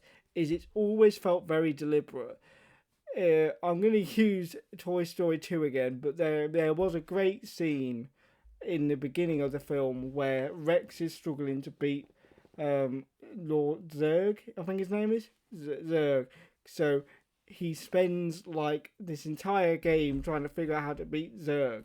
And this is another great example of Jeopardy as well, where Rex gives the character Jeopardy by straight throwing the strategy guide in their face. And it's so well done and so great to watch, and it's really enjoyable again. And the fact that he actually beat Zurg out of game and then doesn't touch the game again was just such a perfect character move. And I always feel as well like Toy Story has always had a real good knack for putting the viewer in the current state of toys. Like in Toy Story 1, you kind of had like you were establishing the characters and the world, so you didn't really need to talk about the current state of using toys and playing with toys. Whereas Toy Story 2 kind of throws video games in there and strategy guides in there and a whole new electronic way of playing with like toys and video games and stuff. Toy Story 3 kind of deals with growing up and donating those toys and giving them new memories to be made. Like, it's such a great thing of knowing the landscape of what being a toy is like in today's world. And that, again, that's something that Toy Story 4 just didn't have for me. There was no particular attempt to throw these toys into the new landscape of being a toy. It just kind of re-established the world again and reset it with Bonnie rather than Andy. And to be honest, I watched most of Toy Story 4 not really wondering what the point of it was, really, because it felt a bit out of place with everything else, because Toy Story 1 to 3 is so well done and so deliberate. Like in Toy Story 3, there's like a handshake between Woody and Buzz that doesn't initially hang on in the end because they're both angry at each other. But when they're like holding each other's hands when they think they're about to obviously melt, that pays it off so well. And there's just none of that in Toy Story 4. They even use Family Guy cutaways in Toy Story 4. And I love Family Guy, but my god, like, have they really resorted to cutaways? Like, Toy Story 4 just didn't really feel like it added anything to the franchise. But one thing I am excited about with Toy Story 5 is there has actually been an evolution in being a kid and playing with toys and tablets. And obviously that's what Toy Story 5 is going to comment on and talk about. And it's an actual change in the world that makes a Toy Story film viable, which Toy Story 4 didn't really have. And I hope it's rectified. And one thing I do really, really, really want to see from Toy Story 5 is I want to see how Forky is used in this film. Because to me, Forky is the complete polar opposite to the tablet. And that's something I'm really looking forward to seeing how that dynamic showcases itself. Because Forky is literally like a homemade toy, and this is a corporate made piece of technology. These two are on about as far away from the same spectrum as you could possibly get. And I think that's where most of the maybe the tension and the story beats could come from, is that almost oxymoron of the two. I think it could work really well if they do it really well. And I think that's what I'm really looking forward to seeing what they explore in Toy Story 5. I personally think that I would like Toy Story 4 a lot more if Toy Story 4 was 3 and Toy Story 3 was 4. I think I'd have a lot higher of opinion of it if it was the other way around. If they just had like a one last Andy adventure while he's like I don't know, packing away for college. Because the main issue with Toy Story 3 is they're already away. they're already handed off to their next life. There's no like one last adventure of Andy. It's already done in Toy Story 3 because they're already in daycare. I think if they had that like fairground adventure in Toy Story 3 and then had Toy Story 4 be Toy Story 3, it would have just worked so much better. But overall, I think you will get as equal opportunity from watching Toy Story if you just watch the first two. 3 is great and has some really good emotional beats, but isn't the quality of the other two. And 4, I think, is just pointless. But I do think it lays the groundwork for some pretty good dynamics for Toy Story 5, which I'm really, really looking forward to. Because, as I said, I'm quite interested to see how they deal with the whole tablets thing, because it is an actual cultural shift that this franchise has proven they can deal with expertly, and I'm really excited to see how they deal with it. A bit of a musical break for you now, and then I will tell you what's planned next week with Cigarettes and Alcohol by Oasis.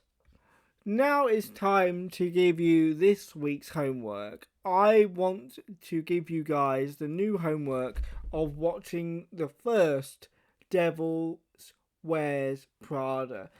I have been meaning to watch this for the first time for several weeks now, because it's one of the most iconic films of someone of my stature and degree should already have under his belt, to be quite honest, along with The Matrix and other films like that.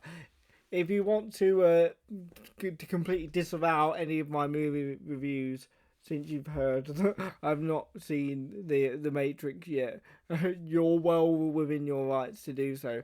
I might even make that next week's homework, but I've been told to avoid the sequels, so I might just give you the first one because I'm nice like that. But I really, really am looking forward to watching The Devil Wears Prada this week, because obviously I want to go into it with a full picture of, when I go in to watch the second one this week as well in cinema. I'm very skeptical of Legacy sequels as well. I think the Legacy sequel last year of Now You See Me, Now You Don't, which is my personal least favourite movie of the year last year. So, and they're typically not done very well, Legacy sequels, because they harp on the nostalgia of the original and don't really have a compelling narrative, because a lot of these movies weren't designed to have sequels in the first place.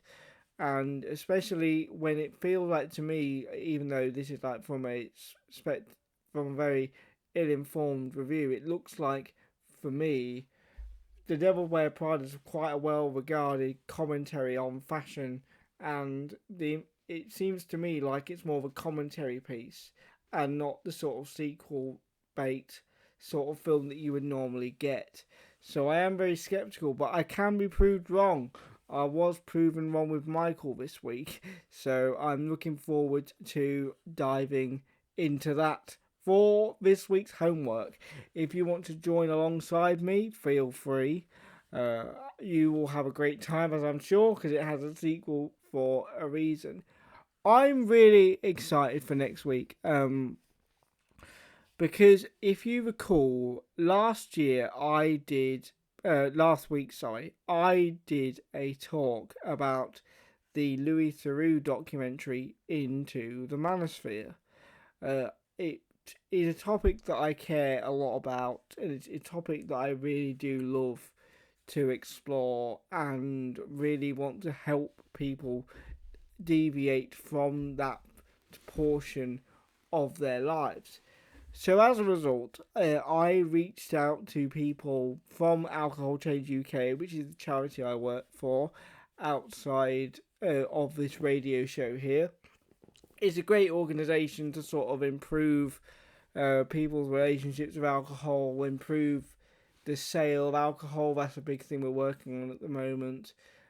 Trying to make it safer for people, trying to make just drinking a happier, safer place for people. And I reached out to those groups because a lot of them were are the target audience of these people, and I wasn't expecting the warm response that I got from everybody at Alcohol Change, to the point where I've ended up getting so many submissions that we're going to be getting a little mini series on this radio show. So over the next several weeks, I'll be talking to several people throughout my work at Alcohol Change to discuss the red pill movement and how we can conquer it and defeat it once and for all. I'll be talking to people that are ex red pills, people that do have, unfortunately, people are suffering with the red pill movement, artists that have recovered and turned their lives around.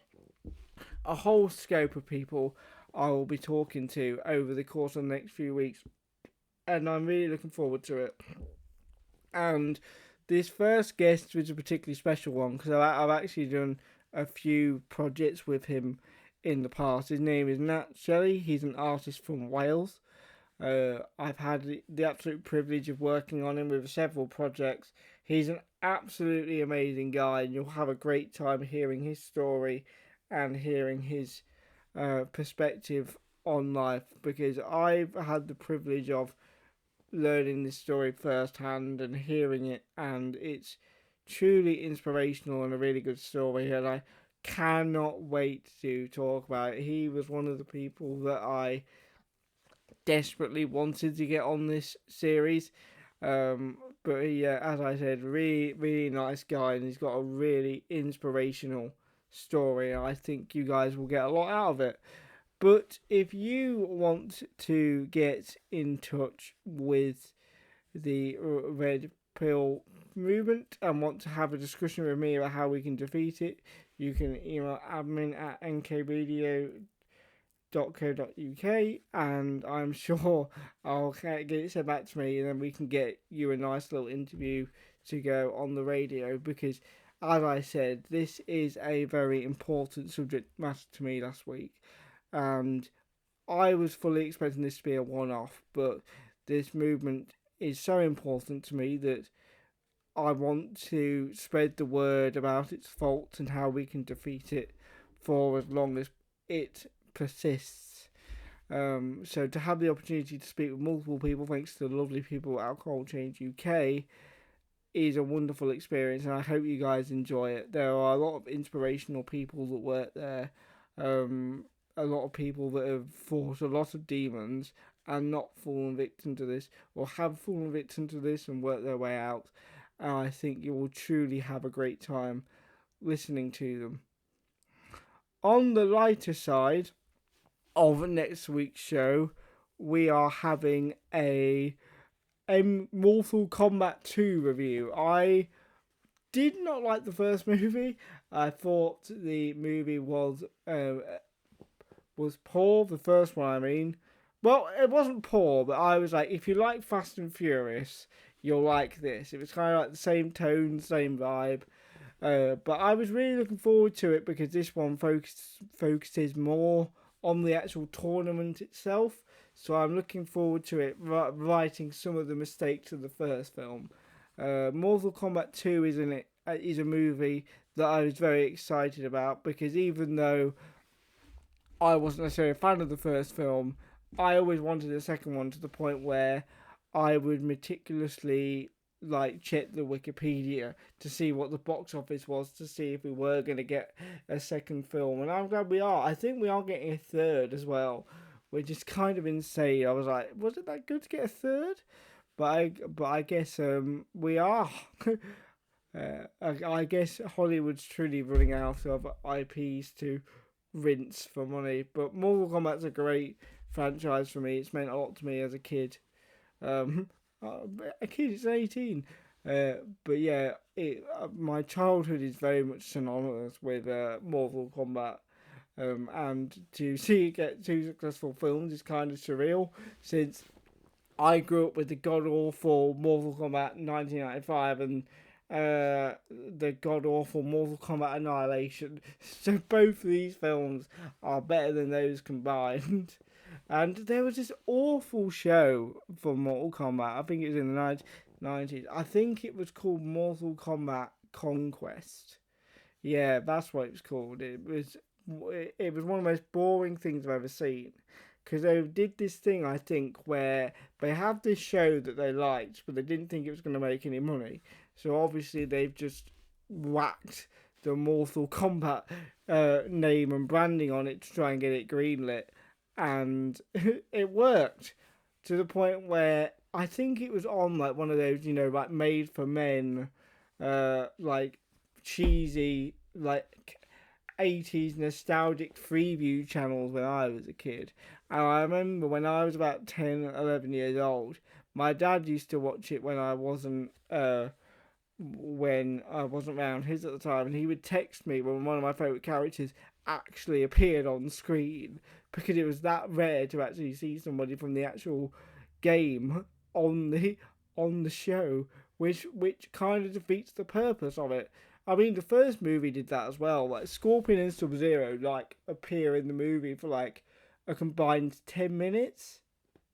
Like Scorpion's not in the movie enough anyway. He's like the main centerpiece, but I don't get what the point is of these movies with these franchises. Kind of like going, these like iconic characters that make this series like incredibly profitable. Let's just not use them until the last 10 minutes of the film, because I guarantee you, if you did that with like a Spider-Man film, they'd be like, "Why is Spider-Man not in the Spider-Man film?" Yeah, it's kind of a bit ridiculous.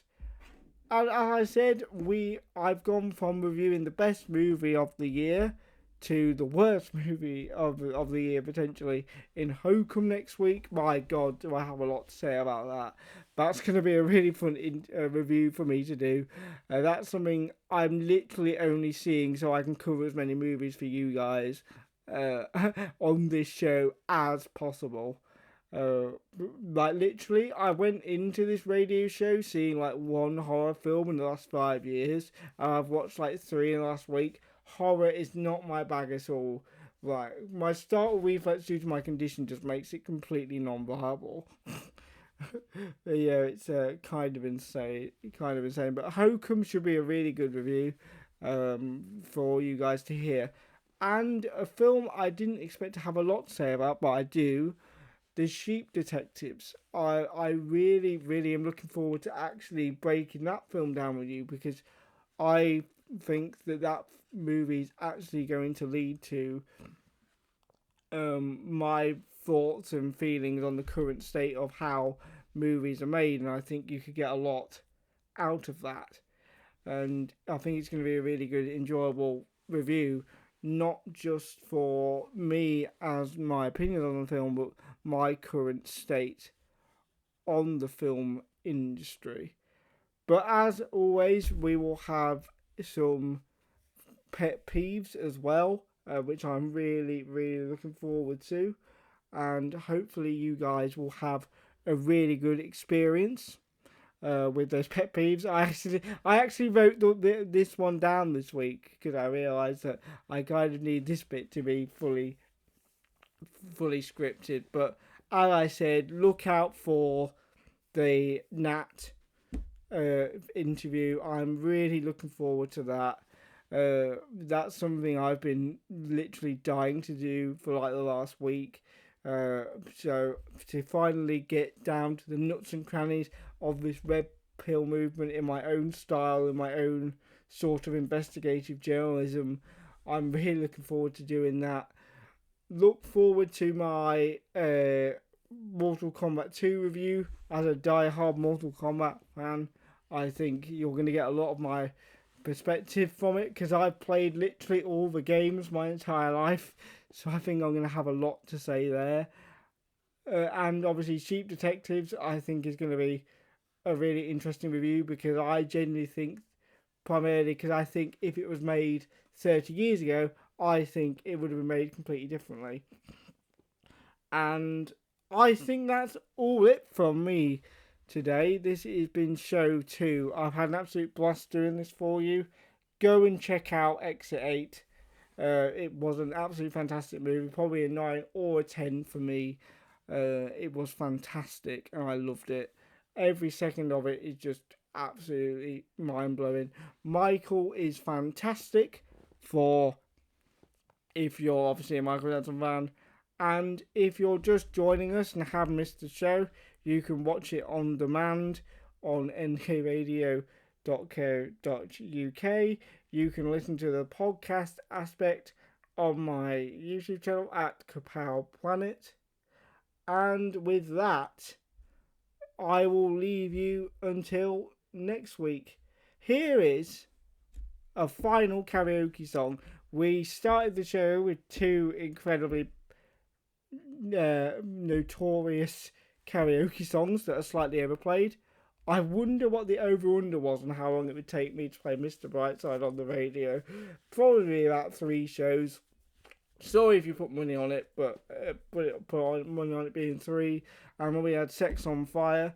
But I think it's time for one more in 505 by the Arctic Monkeys. Hello and welcome to another instalment of the Wallop Sessions with me, Austin Russell. That was Anything by Catfish and the Bottlemen and Other Side by the Red Hot Chili Peppers. We have an absolutely stacked show for you today. We have my review of the horror movie HOKUM, which I'm really excited to tell you about. I've got some really juicy opinions on that film right there. We're also going to be reviewing Mortal Kombat 2 along with this week's pet peeve, and also the start of my new segment, Beyond the Pill, which is where I interview people, this week's guest, or for several weeks, because our conversation was that juicy. I'm going to be spreading that over the next 3 shows, with Nat, about how to avoid the traps of the male manosphere. I had a really good chat with him today, and you're going to hear that at the end of today's show. I thought I would give you some unifying songs to kick off today's show with anything, because if we can get through this heatwave, we can get through anything. That's why I started today's show off with that. And this heatwave is not quite fair, just like that song references that we just seen in Other Side by Catfish and the Bottlemen. After a short musical break, we are going to be getting into this week's pet peeve, which is people that talk at the cinema.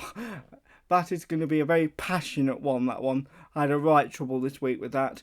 But before we get into that, here's Luke Combs with Hurricane. That was Disarm by the Smashing Pumpkins. Before that we had Ignorance by My Chemical Romance and by Paramore. And then we had Be Somebody by Kings of Leon and Luke Combs' Hurricane before that.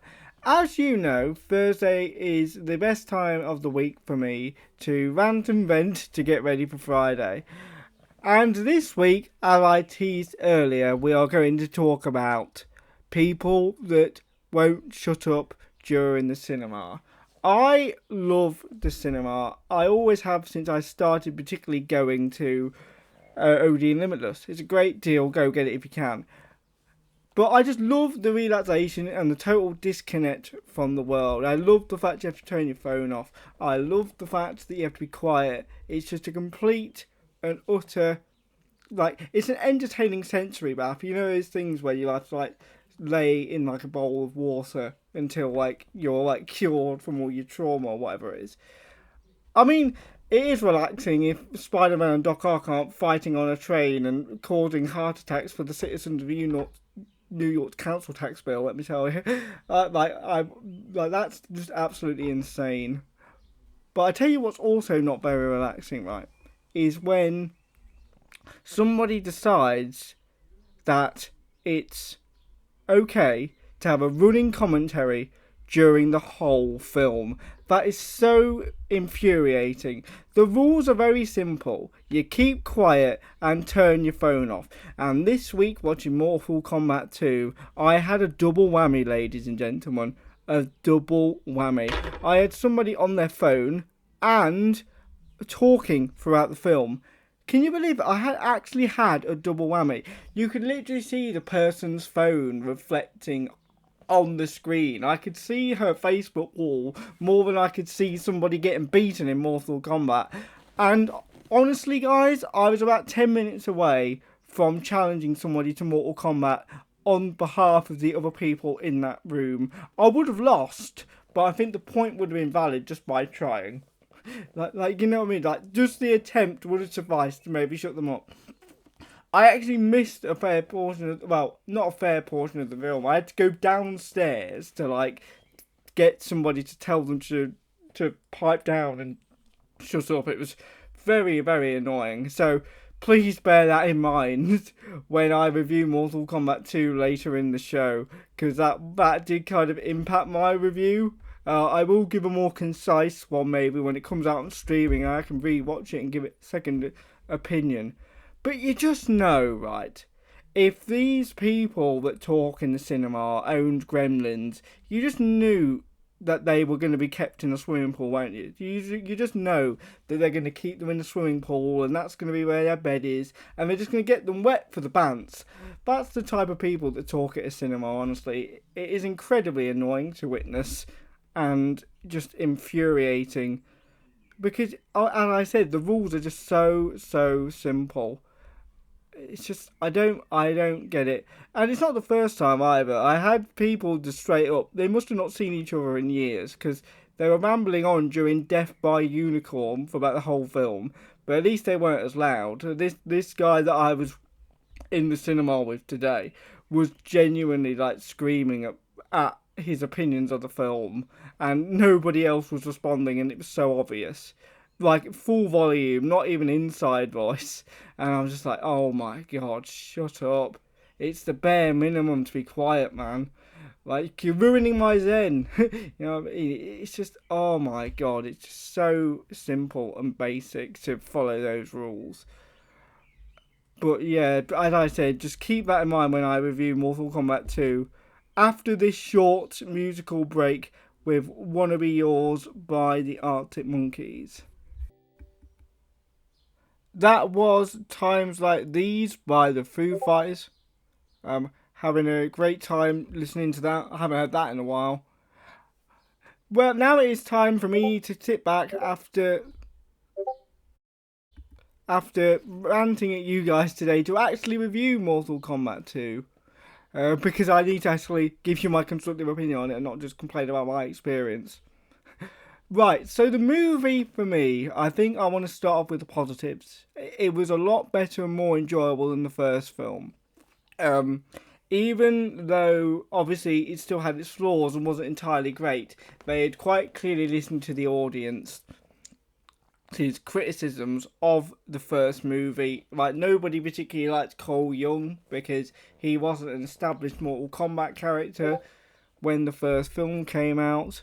So everyone was a bit like, why is this guy in here? We want to see like your Scorpions and your Sub-Zeros and your things like that. And we didn't really get to see those guys in that film. I don't really know why they keep putting these Sub-Zero and Scorpion in the film so little. It just seems so stupid to keep the most iconic characters so few in the film. I've never really understood it. It's a bit like making a Spider-Man film and not including him to the last 20 minutes. I've never really understood the logic that a lot of these studios take with that. And I think one of the problems that we do have with the Mortal Kombat franchise is it does feel like it's very, very, very, very, very restricted by the ability to the fact it's live action.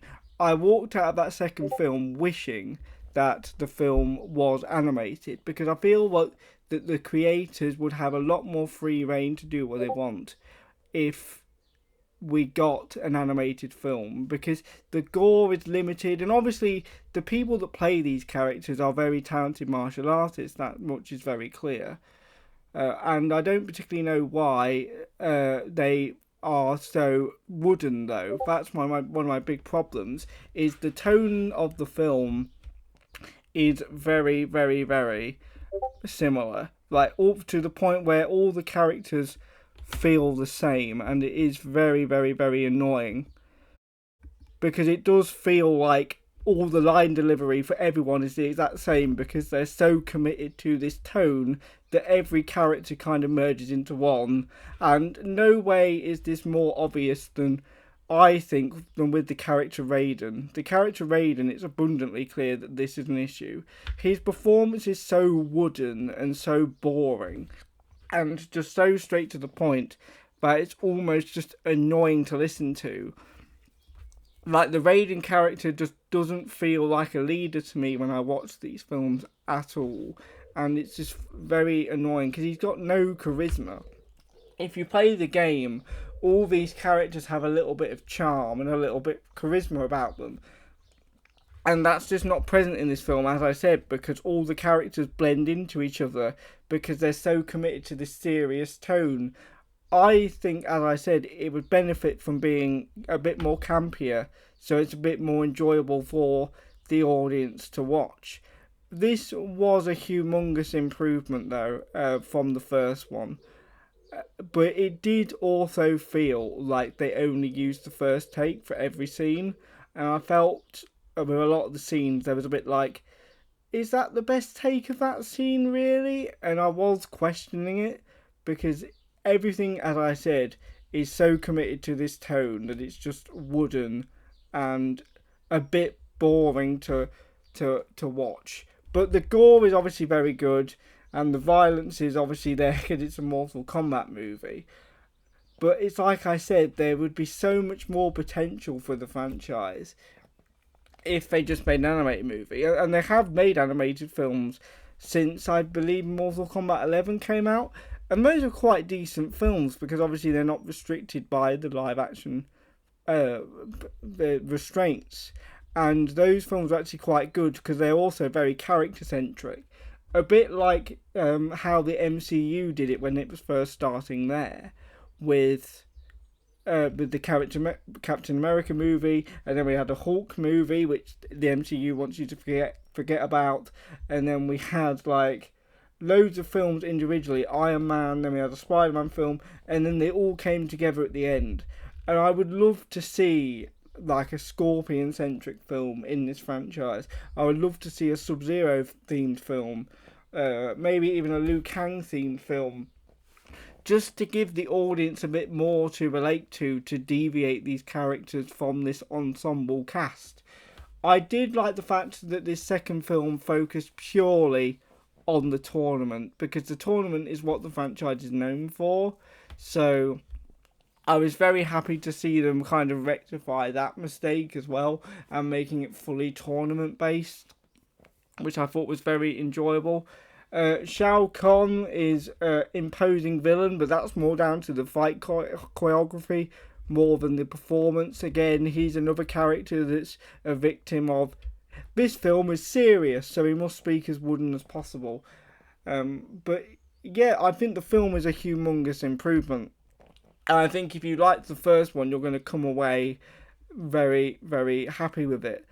And obviously, Kyle Urban does his best as Johnny Cage. I didn't really believe it as much as I would have liked to, because obviously he does such a good job as Billy Butcher in The Boys. So he is kind of a really good casting for Johnny Cage, and he does quite well with the material he's given. And the material he is given is kind of feels like a dated mixed martial artist, like failed actor would sound like. So at least that's character themed, his dialogue.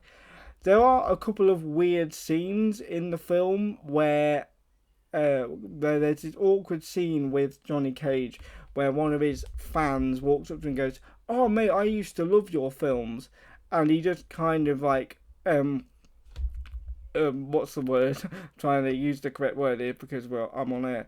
He kind of just poo-poos all over it. There we go, we got an end.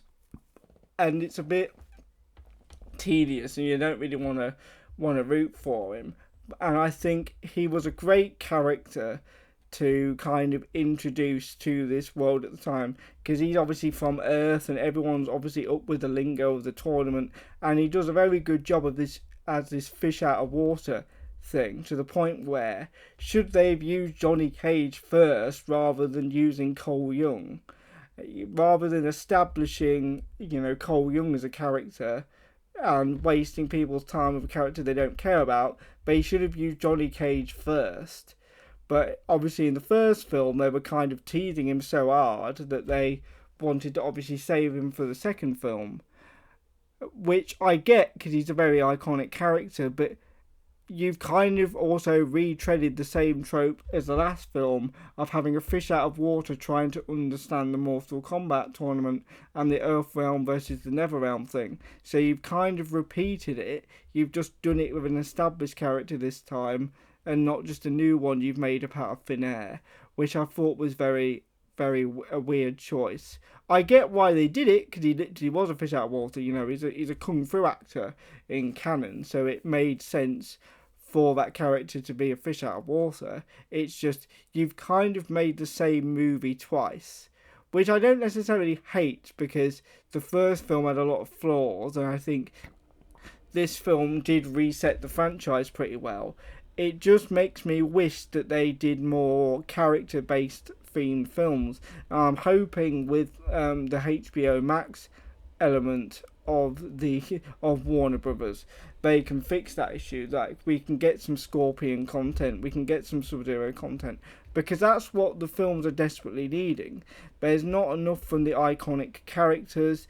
All the characters feel the same because of the tone, and they've made the same film twice.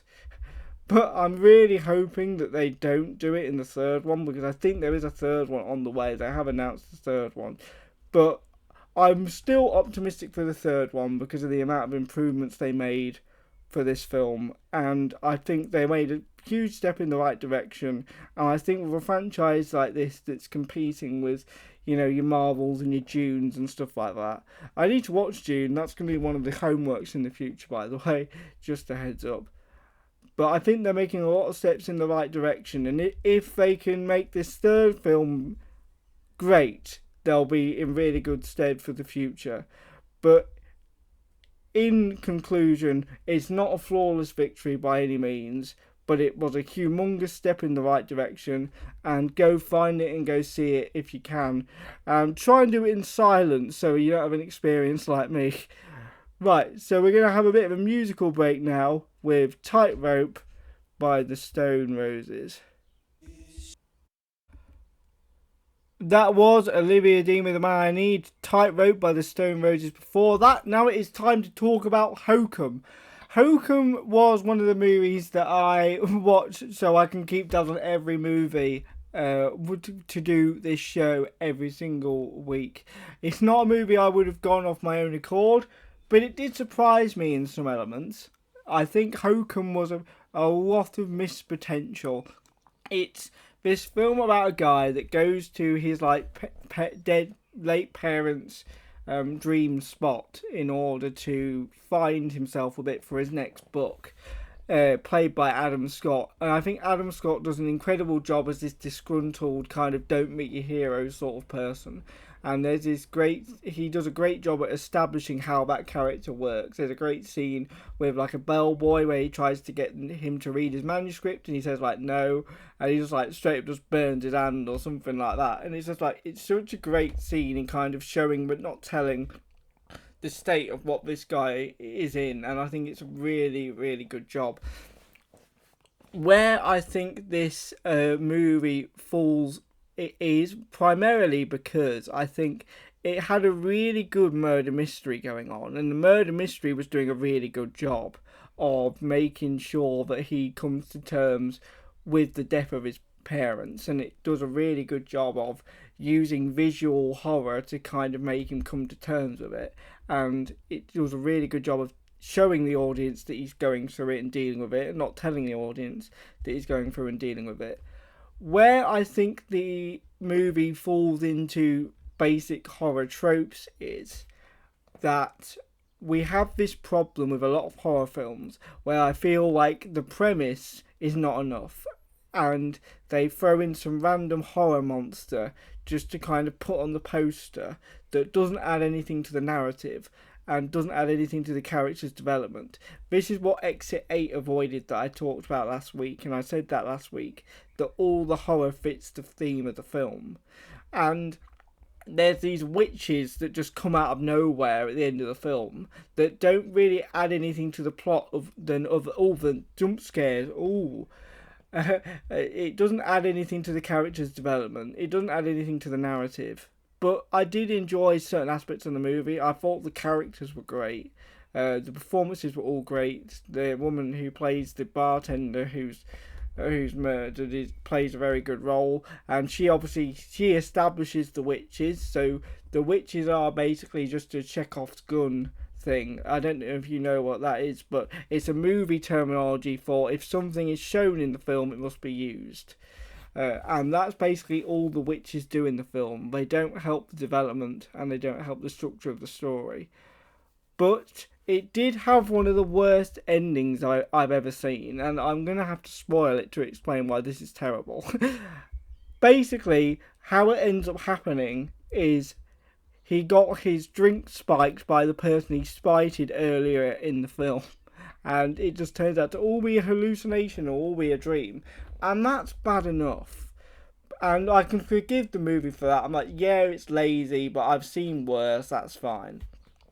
Where I think the movie severely falls flat is that he asked to read the manuscript again after the main characters found out this information, and he agrees to read the manuscript. I'm like, you've just spiked this man and put him through a night of hell. Yes, he's like come to terms with his like parents' death because of the hell he went through. But still, there's no way I would let anyone do anything nice for me after that. I just thought that ending was just unforgivably stupid, and the witches as well was kind of unforgivably stupid as well. As I said, I think it is a really good watch, and if you're a horror fan, you will get some enjoyment out of it. I just thought it was your typical, we need a business expense cheap movie, let's just make a horror movie that's going to make about 10 times its budget on £1,000,000. So it's like, it has a lot of the lazy horror pitfalls that I just don't like, but it is a solid film and I think you will really enjoy it. After this, I will be reviewing the homework for this week, The Devil Wears Prada. Here's Away from the Sun by Three Doors Down. Now it is time for my review of The Devil Wears Prada. I completely got what this film was going to be about completely wrong.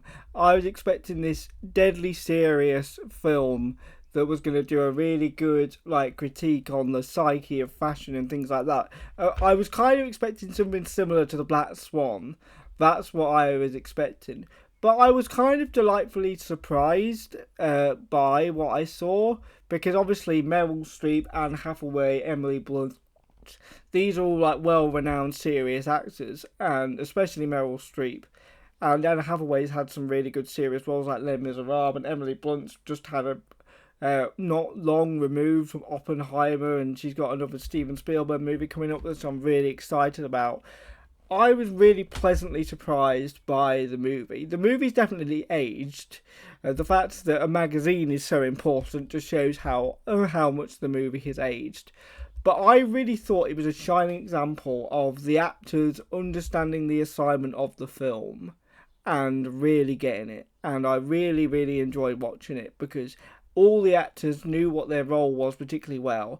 And you don't always get that in a lot of films, especially nowadays when they just kind of hire like big names just to sell tickets.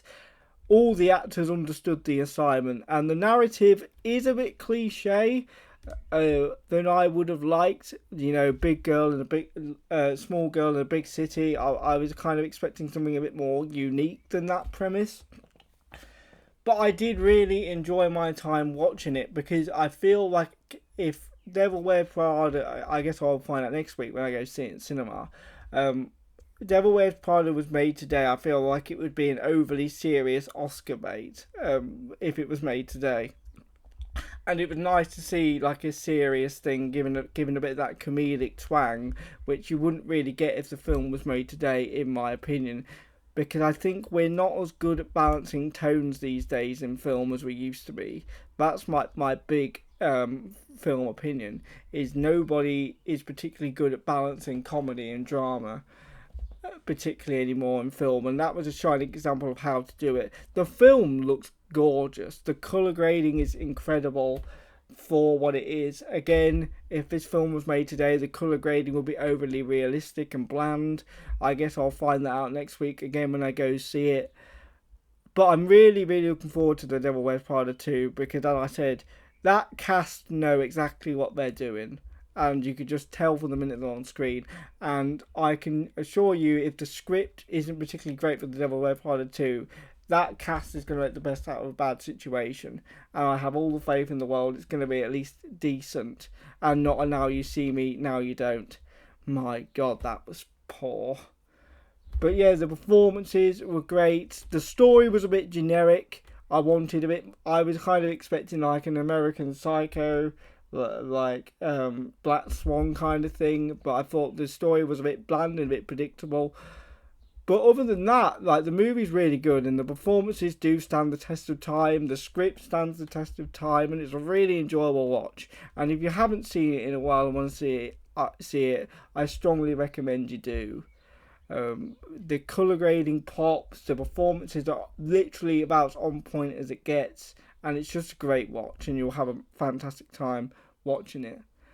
Now is a very special segment for me.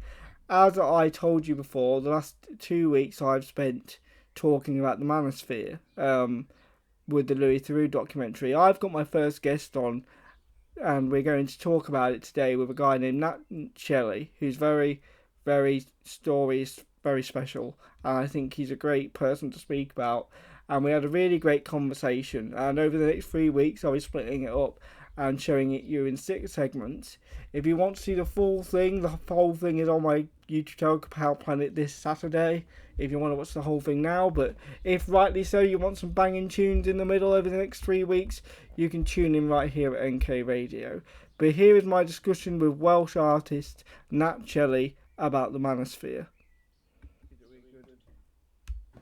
no problem. Yeah, well, I don't know whether you can tell by my accent, but I'm born and raised in Wales, in Cardiff, and I basically grew up with an alcoholic mother, and it very much formed how I turned into a grown up. It affected me quite deeply, um, and it kind of my mum and my stepdad split up when I was about 14, and that's when it kind of all everything went a bit topsy turvy for me for my private life, sorry, my family life, and I became my mum's drinking partner when I was 14 years old. So she would get me off to school. I flunked school and basically became blackout drunk every day with my mum, my mum's drinking partner. And the issue there was that the person that was supposed to be guiding you ended up becoming the person who is basically, I said basically 3 times now, but she was kind of like the person that was making me go off the rails. So that's how I kind of got into alcohol. And from there, I became homeless when I was 16, 15 actually. And I couldn't get any access to any benefits or any help or anything. So I became homeless and lived in a bush for a little while and managed to get a bed sit. But by then, the alcohol had completely ravaged me. I had liver damage by the time I was 18, 19 years old. And I'm not bragging about it. It sounds like I might be a bit flippant about it, but it wasn't a good time. And it I hit rock bottom very early. And I think I was very close to death at one point when I was about 19, 20. I was living in a derelict house with no heating or water or anything. And it was by watching a program. I think we've spoken about this before. I was I saw a program. It was kind of like a Jeremy Kyle program. It was a lady called Trisha, a program called Trisha, and I just caught this segment of it where she was berating a man on the stage. He was he was complaining, saying, "You don't understand what I've been through, Trish." And she turned around. This is the only bit I've ever caught of the show, but it must have, I must have I was supposed to see it. It almost felt like so. I tuned into it, and she just said, "How old are you?" And he said something like 30, and she said, "How long are you going to keep on blaming your upbringing on your actions as an adult?" And it just got right in my head. I couldn't let that go, and I felt okay. I was very young. I was only say 19, 20 at the time, but it really resonated with me. Do you know what I mean? I'd never had anyone kind of say to me, take some responsibility for crying out loud. And it was just like a light bulb went off in my head, to be honest with you, Austin. And it was from there that so by I was, it took me a while. I got myself off alcohol and drugs and everything myself. It took me probably about 18 months, but as you know, with drinking, it's best to reduce it bit by bit, isn't it? Instead of just going cold turkey. So that's kind of what I did. I was at that point. I was drinking about 20 cans of strong lager a day and cider, and I just reduced it down by 3 or 4 each week. I didn't rush, and I just get lower and lower. And then by the time I was 23, I kind of went back into the world. I was like reborn. So from a pretty bad childhood and the neglect and the abuse that I suffered with my mum, and then the subsequent getting me into alcohol abuse, because I didn't say my mum actually gave me drugs when I was 14 as well.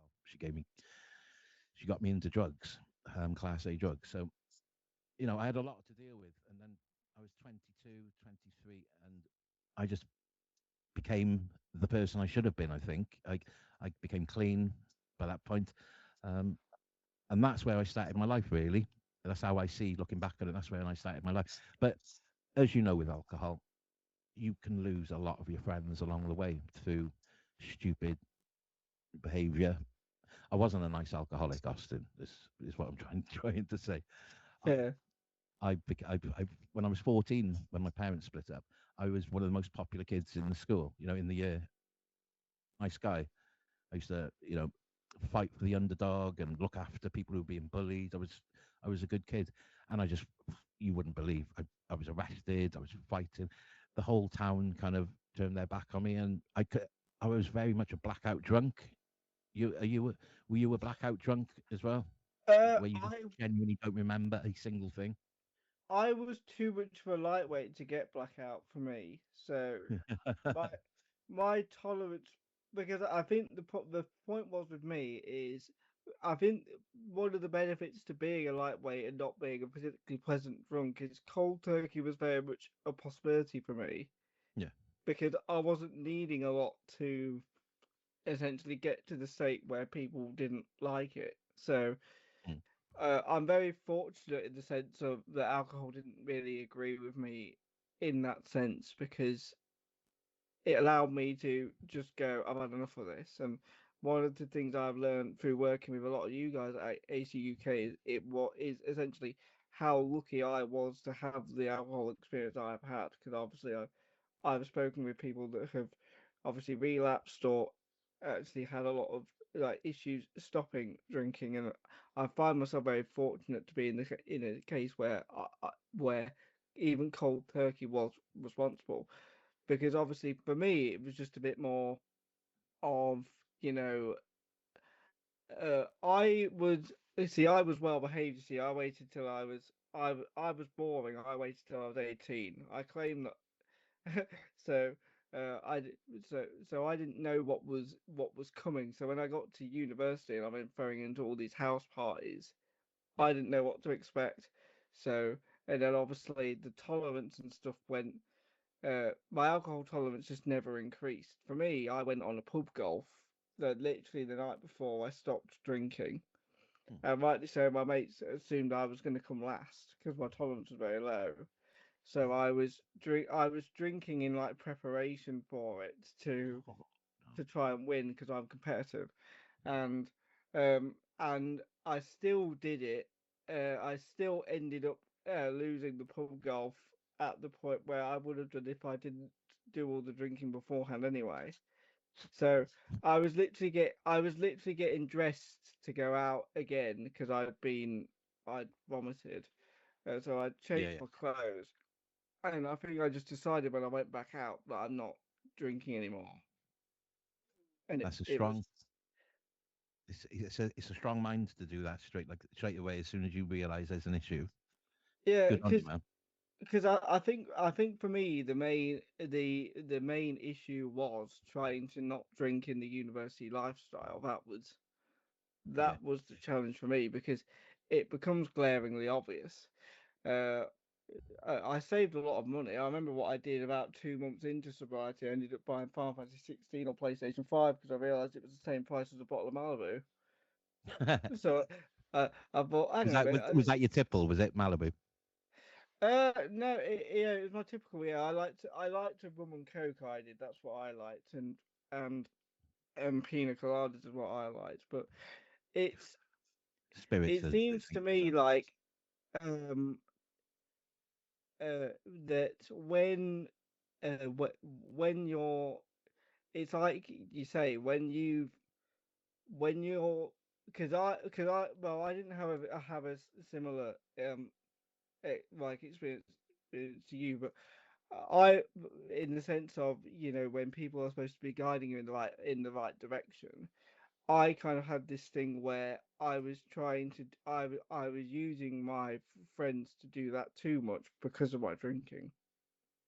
So I would put a lot of pressure on the people like around me, like you would say. So people were not doing the things they were supposed to be doing because I think it's kind of like, and I think that's why the manosphere thing is so well.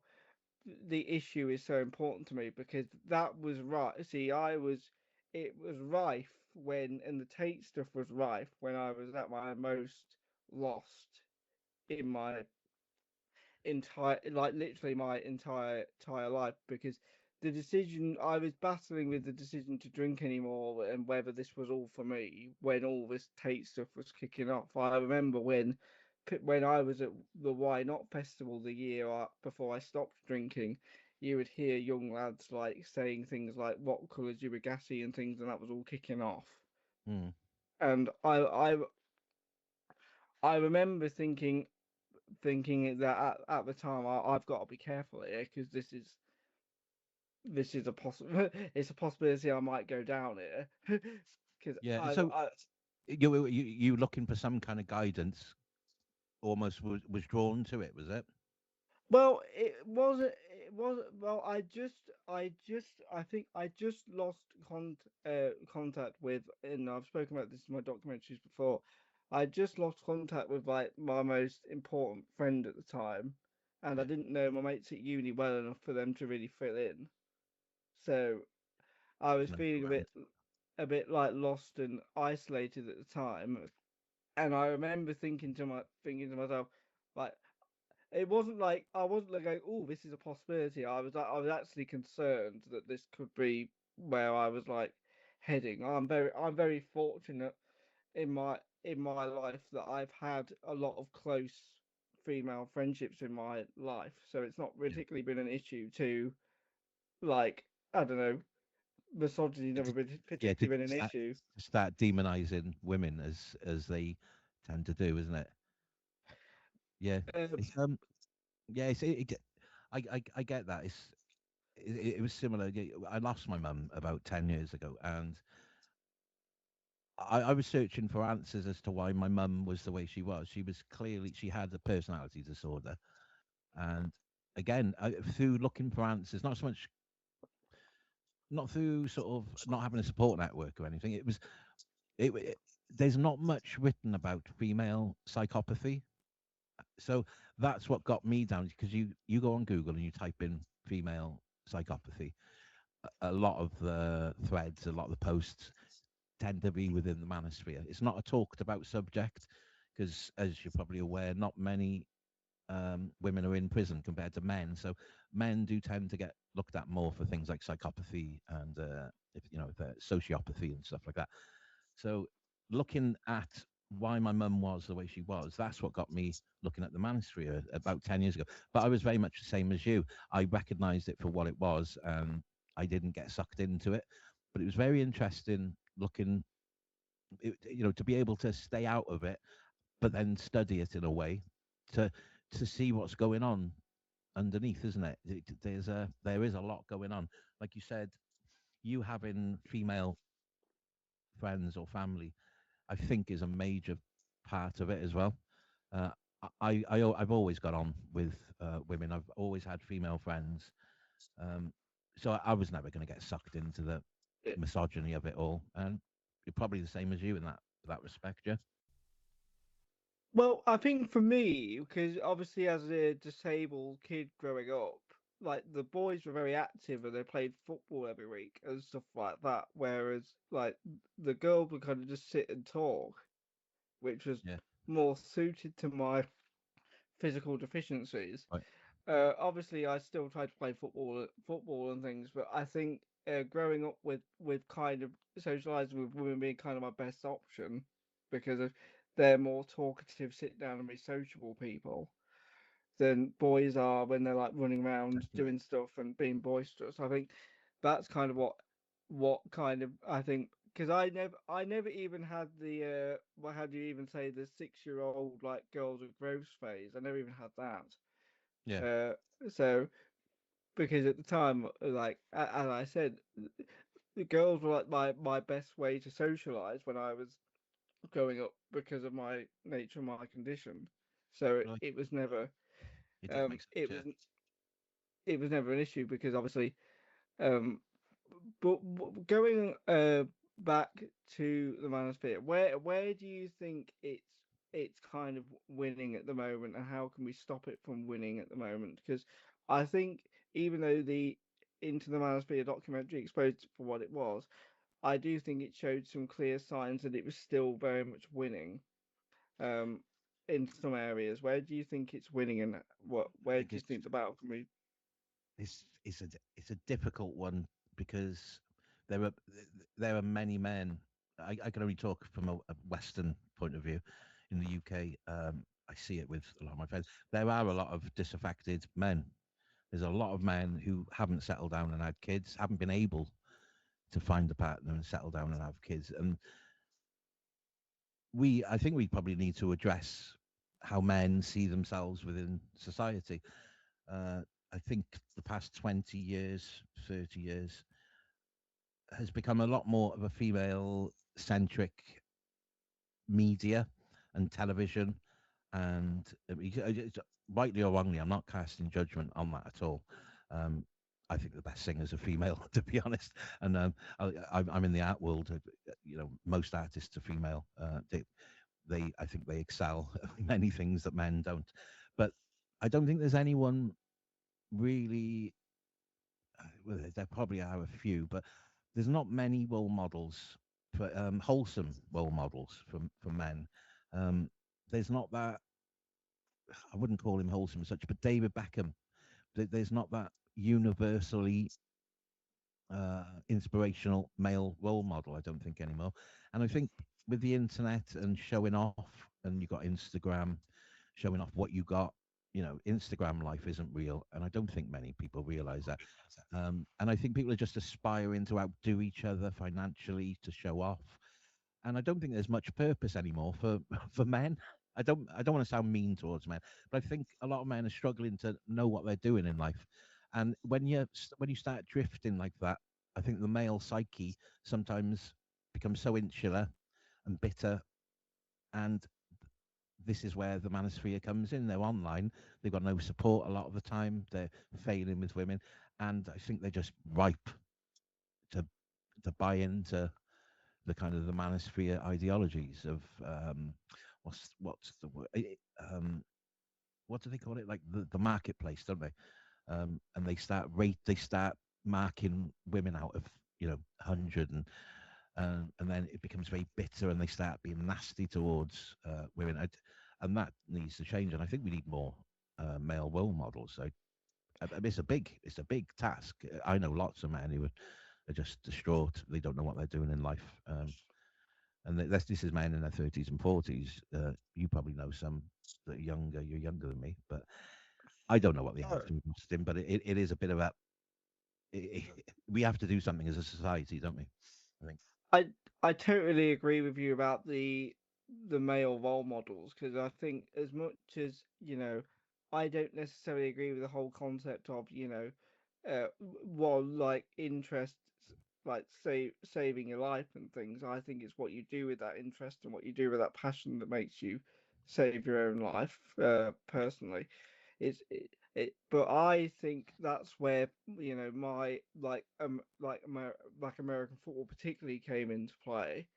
Yeah, watching these where because a lot of the time when I was at university as well, a lot of the people that played for my team were my age. They were all young 20 something lads Yeah. that were working hard every week and playing their butts off. And I think even though I wouldn't class Washington as a lifesaver, I do think it was the main reason why I didn't go down the Manosphere route because So I had these you had something, yeah. I I had these young men who were just like, well, not just like me because I'm not as an athletic freak like a lot of them are, uh, but they were my age and they were all working hard to like win and achieve things, and I think that was a real big reason as to why I didn't because I found those male role models Exactly. during that time in my life, and I think you can also I think it's very often, I don't think it's talked about a lot either, how much of a role model the people around you can turn into. Yeah, sure. Uh, it, if they're positive role models, that is, especially like I can think of like two friends from uni that I try and be more like every time I'm around them because they're nice, competent people and I enjoy their company. And I think certain times with men especially, I think the role model isn't big enough if it's just that mate you go for a pint with or Yeah. whatever. It needs to be this high achieving end goal like role model to almost count. And I think we need to be teaching these men we can find role models anywhere as long as Yeah, they sure. behave like as long as they're like respectful and work hard and all that sort of stuff and don't you know try and tell you a course. I don't see why that people Yes, can't be. yes, they give the advice and then hold back just before you get the answer, I think, and you've got to sign up to their course. Of course you have, haven't you? So, Yeah, but it's it snake oil salesmen there, I think. A lot of them are just cowboys, aren't they? Grifting on young men's vulnerabilities, I think. but Precisely the type of men that those young men don't need around them. Yeah, exactly. I think you need people to almost have. I feel like when you're a young man, you need like-minded experience more than you need like aspirational goals, because I think camaraderie means so much to the male psyche, probably a lot more than most people because camaraderie it's big regardless of gender, but I feel like there has always been this deep-seated psychology I think towards camaraderie. Sure, yeah, definitely. Well, as a species, we're group orientated, aren't we? We're social. But the issue I've got there is or I've grown up with a lot of young men and older men now that they just haven't got those type of people around them.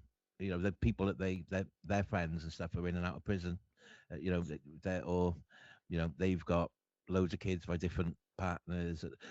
Just men haven't got these role models. I kind of grew up in quite a rough area, and there's no role models there. You just go down the pub, you get into trouble, um, and do drugs, and that's just across the country. As I think it'd be lovely to have role models, but the point I was trying to make from that is I think that men are kind of now starting to take on the responsibility themselves a bit more. I've noticed that in the past 3 years. I think I've definitely noticed a lot of men go, right, I got to do this myself, like taking responsibility. And I think it's very healthy to not put the onus on, say, your friends or role models. It's always good to have an almost like stoic. Um, what can I change? If I can't change it, don't worry about it. Change what I can and do what's best for me. And I think that's the secret to men not drifting off into the manosphere. Is there's many different ways. Just responsibility. I think as a young man, you're not taught responsibility. You know, it's make a quick buck. You know, show off online, uh, and there's not much depth, or everything's quite shallow. And I think men, this is how I dealt with it anyway, and I've seen it with men a lot more recently. Is starting to take responsibility, and do you know what I mean? It's Yeah, yeah, to build your own confidence instead of trying to lean on other people, and just like I know quite a few mathematicians. Uh, Traditionally, a very geeky, nerdy kind of culture. There's a lot of people within academia now getting a lot of men getting fit on their own. There's a lot of muscly mathematicians and physicists now. They're not as geeky and nerdy, and I've noticed this.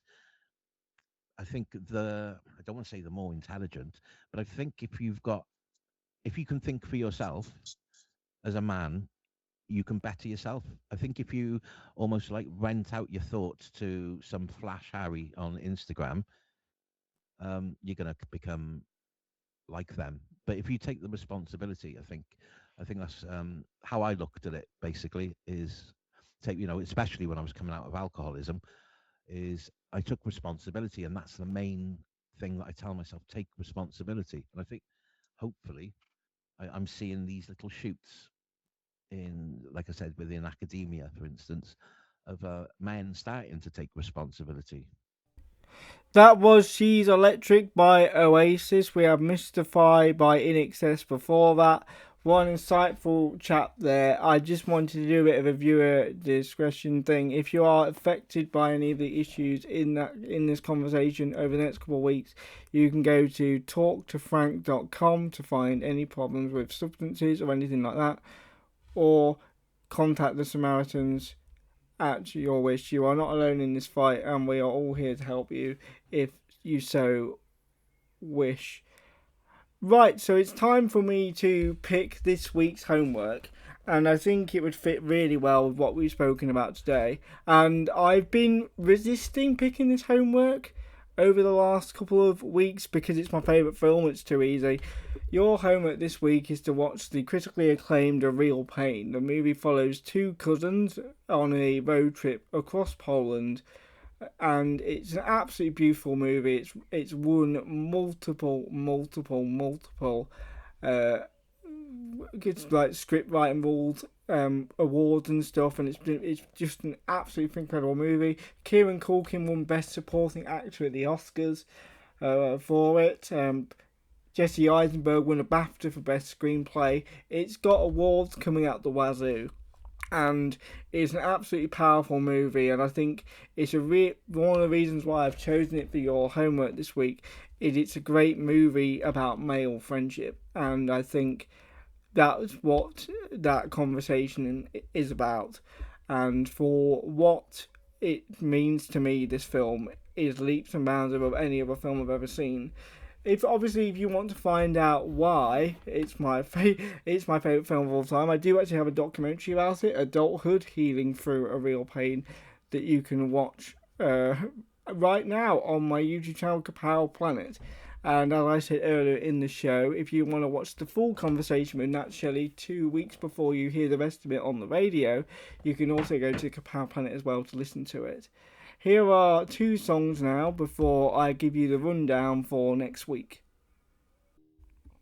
And that was Sweet Child of Mine by Guns N' Roses and Boys That Sing by Viola Beach. What a show this has been. It's been one of my favourite ones I've done so far. Talking about some really good films and really hoping you've got some really good advice there. Honestly, if you'll become a better person if you finish watching A Real Pain this week. Alright, genuinely, that's how good I think this film is. But you will have a good time with that. What an insightful conversation with Nat there. I really enjoyed having that interview, and obviously other parts are coming in the next couple of weeks. What have we got coming up next week? We have the review for one of my most anticipated films of the year in Finding Emily, which is a British rom-com, I believe.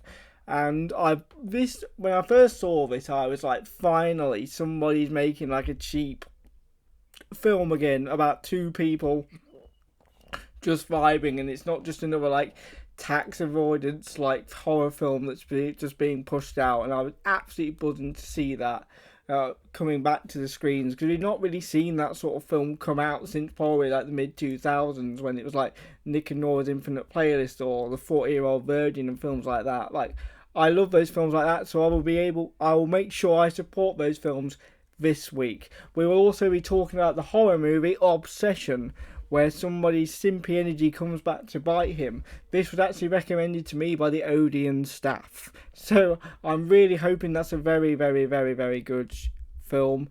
I've heard that was made for like dirt cheap, only like $200,000. So it's made like 82 million. So it's been a roaring success. And it's been absolutely really enjoyable again. We will finally be getting to Sheep Detectives as well. Didn't have time to fit it in this week because of the interview with Nat, but we should be able to finally get that in for you today. Obviously, and also I tried to watch it this week, but my chair exploded, so I couldn't go to the cinema to actually go see it. Anyway, it has been an absolute pleasure today making this show for you. I'm going to leave you with two songs, with Medicine by Laundry Day and Somebody Told Me by The Killers. I will see you next week with more on the Wallop Sessions. That was She Bangs the Drums by the Stone Roses. And hello and welcome to the first June edition of the Wallop Sessions. I am your host with the most, Austin Russell. We have an absolutely stacked show for you today, and I cannot wait to get into it. We have my review for my most anticipated film of the year so far in Finding Emily, which I'm really excited to talk to you guys about. We are also going to be diving into one of the scariest films I've ever seen in Obsession this week. I'm really looking forward to you guys hearing my thoughts on that, because I was holding on for dear life during that viewing experience. And I can't wait to tell you what I was actually able to be brave enough to watch this week. So we'll be getting into that. And also we will be getting into the homework for this week in my favourite movie of all time, A Real Pain. I'm really excited for that. And obviously we'll also be continuing our conversation with Nat Shelley about the Manosphere later on this show. No pet peeve this week, because I'm just that happy because the World Cup is starting this week. I didn't want to ruin everyone's vibe before we kick off in the next week or so. Just nothing but vibes today, getting ready for the World Cup. There's a quick musical break for you guys now with Fluorescent Adolescent by the Arctic Monkeys. That was Little by Little by Oasis on their incredibly underrated 2002 album Heathen Chemistry. That's personally one of my favourite songs from them, are all on those albums, like Stop Crying Your Heart Out, Songbird, and Little by Little that you've just heard there. There's loads of great tunes on that album. If you've not listened to it in a while because you've been knee deep in obviously What's the Story Morning Glory, and definitely maybe you should definitely maybe check that one out. That's a really good album right there. Right, it's time for the first movie review of the show. This was a film, as I said in the outro last week, I just knew I had to get my eyes on it instantly. Finding Emily had such a unique premise. For those of you who might not remember it from the outro last week, the movie follows a man who gets a phone number of a woman in a nightclub, but the phone number is incorrect. So he goes all around campus to try and find Emily, essentially. And there's this other student, because he doesn't actually go to the university, who needs somebody to be a subject matter to prove that love makes people go insane. So because he's a good case study and she's obviously needing of a case study, they team up to find Emily. And the film is actually very, very, very, very good. I really enjoyed basically every second of that film. The performances are absolutely incredible. Like the chemistry between the two actors is palpable from the minute they start speaking to each other. And I feel a lot of the time, especially in modern romance films, they kind of go when they're casting it. Basically, they go, "Are these two people good looking? Yes. Let's just shove them in a movie together because they'll just be like thirst trap videos on TikTok for the next 6 months," and they leave the casting at that. But both the actress and the actor do an amazing job.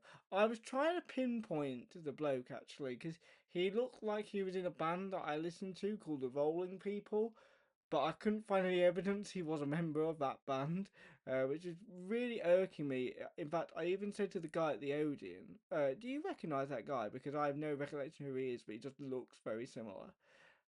And he couldn't pinpoint it either, and was equally as frustrated as I was trying to find out who this guy was.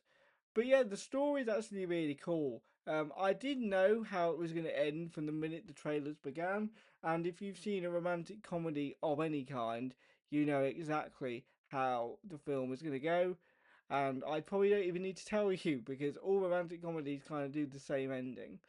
But the performances were very good, and as I said, the chemistry was amazing. But one thing I will say in this film, there is one very distracting element that you can't unsee once you've seen it. It's not how not what's necessarily in front of the camera, it's what's behind it. Because in a lot of these scenes in this film, there's this absolutely grotesque decision to blur the background when the people are talking, and it's so noticeable and kind of annoying to look at because it kind of ruins the realism of what the film is trying to go after, and it's very distracting at points. Like they'll be stood in like a woods or somewhere with trees, and there'll just be this blurred background that makes every scene look like it's green screened, even though it obviously isn't. I don't know why they came up with that decision personally, but other than that, the movie's great. I loved the fact that the movie didn't have a obviously like a grotesquely obvious comic relief in the film. I love the fact it didn't do that. If you've seen the film Yumi and Tuscany, Yumi and Tuscany did that trope very badly, where there's obviously a guy or girl who's designed to be put in the movie just to make people like laugh with not really any contribution to the narrative. And I'm so glad that this film didn't do that because that's one thing I'm always scared about with films like this because they just can't resist those little viral TikToks of somebody going, "Oh, look at this out of pocket comment joke thing" that they'll just post on social media until the end of time. The color grading is really creative. I loved like its uses of like actual pub lighting for a lot of the scenes.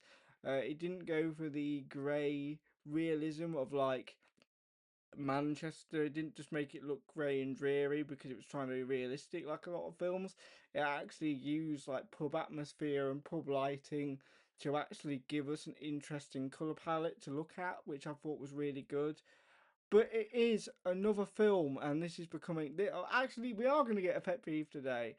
Why does every movie these days have to have Blue Monday by New Order in it? It seems like I can't escape that song. No matter what film I watch, that song is always in it. I swear, or Marty Supreme, or Finding Emily.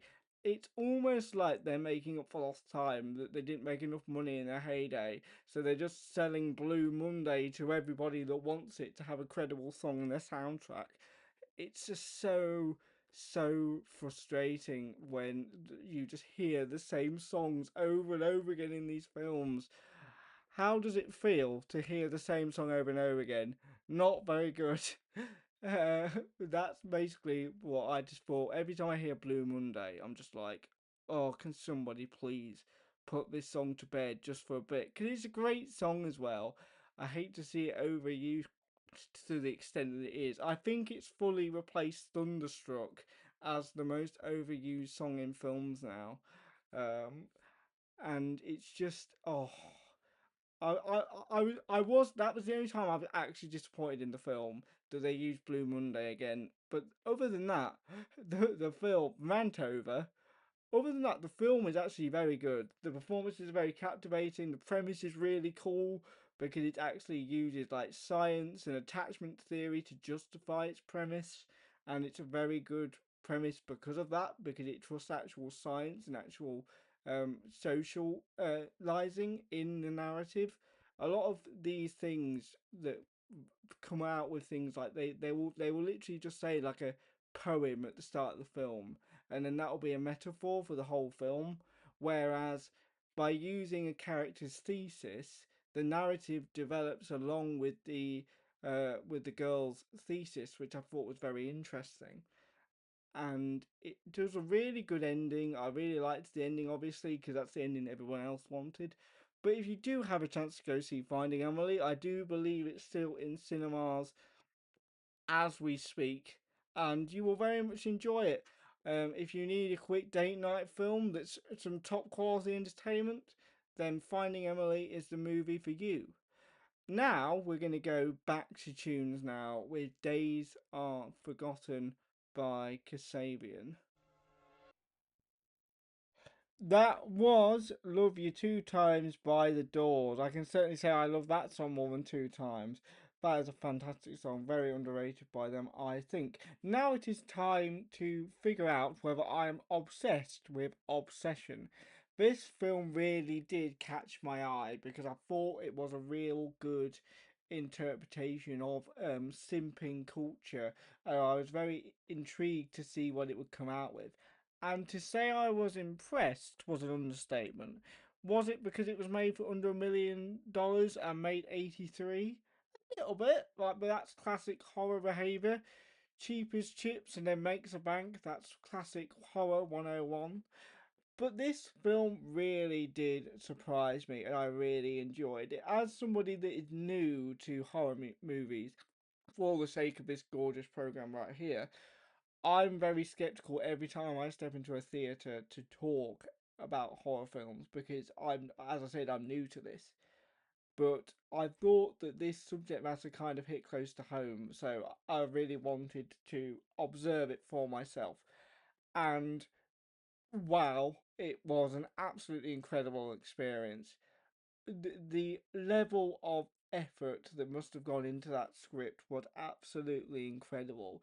To make that film for as little as they did was borderline impressive, and it had me glued to my seat. And I can finally say that I get why horror is so popular because before I was a bit like, it's just spicy food, it's a bit grim, I don't know why everyone likes it.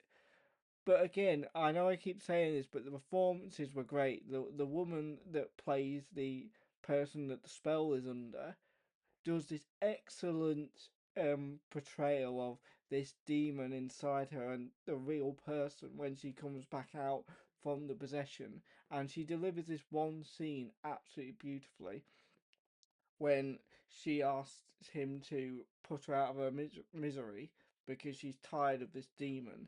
And he also delivers it perfectly when he goes, like, what's so wrong with being with me? And that when she says, you were never with me, I was instantly hooked to my seat the minute that that scene was on because I did not know what he was going to do. And I think it's got one of the best scenes of the year. I can't describe what happens on it because we're pre-watershed, but I'm gonna say that it was certainly a gory horror film to the point where I spent the last 40 minutes fighting back the urge to be sick, to the point where I could hear people audibly laughing at me in the cinema, and rightly so, watching me just hunched over in the front of my seat. I was like, right, I've got two choices. I stay glued to the screen, or an Odin employee is going to hate me the next time I walk in. And I chose the former.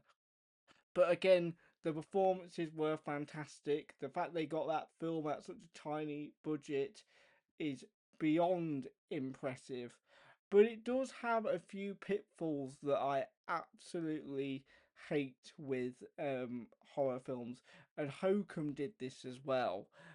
With the main one being the color grading. I don't know what it is with horror movies, but they're absolutely obsessed with this dark blue, like teal look that just goes over every scene imaginable. And I'm just like, oh, that color, the color's not escaping me. It's the color grading equivalent of Blue Monday, ladies and gentlemen. It's in every horror film you could ever imagine. Sort of like this UV, like ugly blue look that's in every film that's made in the genre. And I was like, come on, be a bit more creative.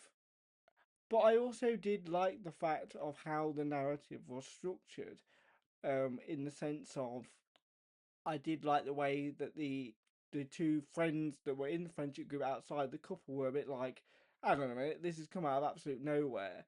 Because I feel like a lot less scripts would make them just happy for each other that they're finally together right before she like leaves her job or whatever. And I feel like a lot of scripts will get carried away with the fact they are together and would gloss over it and ruin a lot of the tension. But I think they did a really good job of actually adding tension in what is essentially a happy moment for the main character, and it's absolutely like beautiful. And the film was all the theatre that I was in particular was absolutely filled with nervous laughter that I thought just summed up the film perfectly, because you don't quite know how to think or feel while the film is on, because some of it's just so bizarre and so weird that you want to laugh, but you're just constantly freaked out, but you're not always scared, and that's kind of the perfect thing for a movie like this. So, was I obsessed with Obsession? No, but it certainly was the best horror film I've seen this year so far. I've seen three to give you any indication. Obviously, I talked about Hokum last week, and I talked about Undertone on the first show. Undertone is also a great film that's got the ugly blue colour grade going on as well. But yeah, if you've got a chance to go see Obsession, I can't promise that you will be obsessed with it, but you will have an absolutely great time watching it, and I strongly recommend it.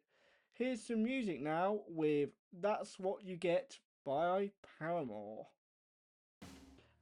That's What You Get by the legendary band Paramore, my personal favourite song by them. Now it is time to revise the homework for this week. I have been a very generous tutor this week and given you my favourite movie of all time to watch this week in the Jesse Eisenberg directorial debut, A Real Pain.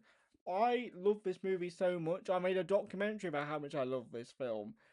The movie follows two cousins on a Jewish heritage tour uh, to not just like reconnect with their grandparents after her passing, but to reconnect with each other.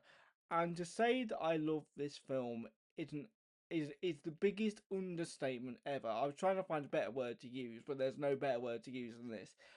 The movie is just incredible. Kieran Culkin's performance as this overly confident yet vulnerable individual is just expertly done to the point where he won an Oscar for Best Supporting Actor.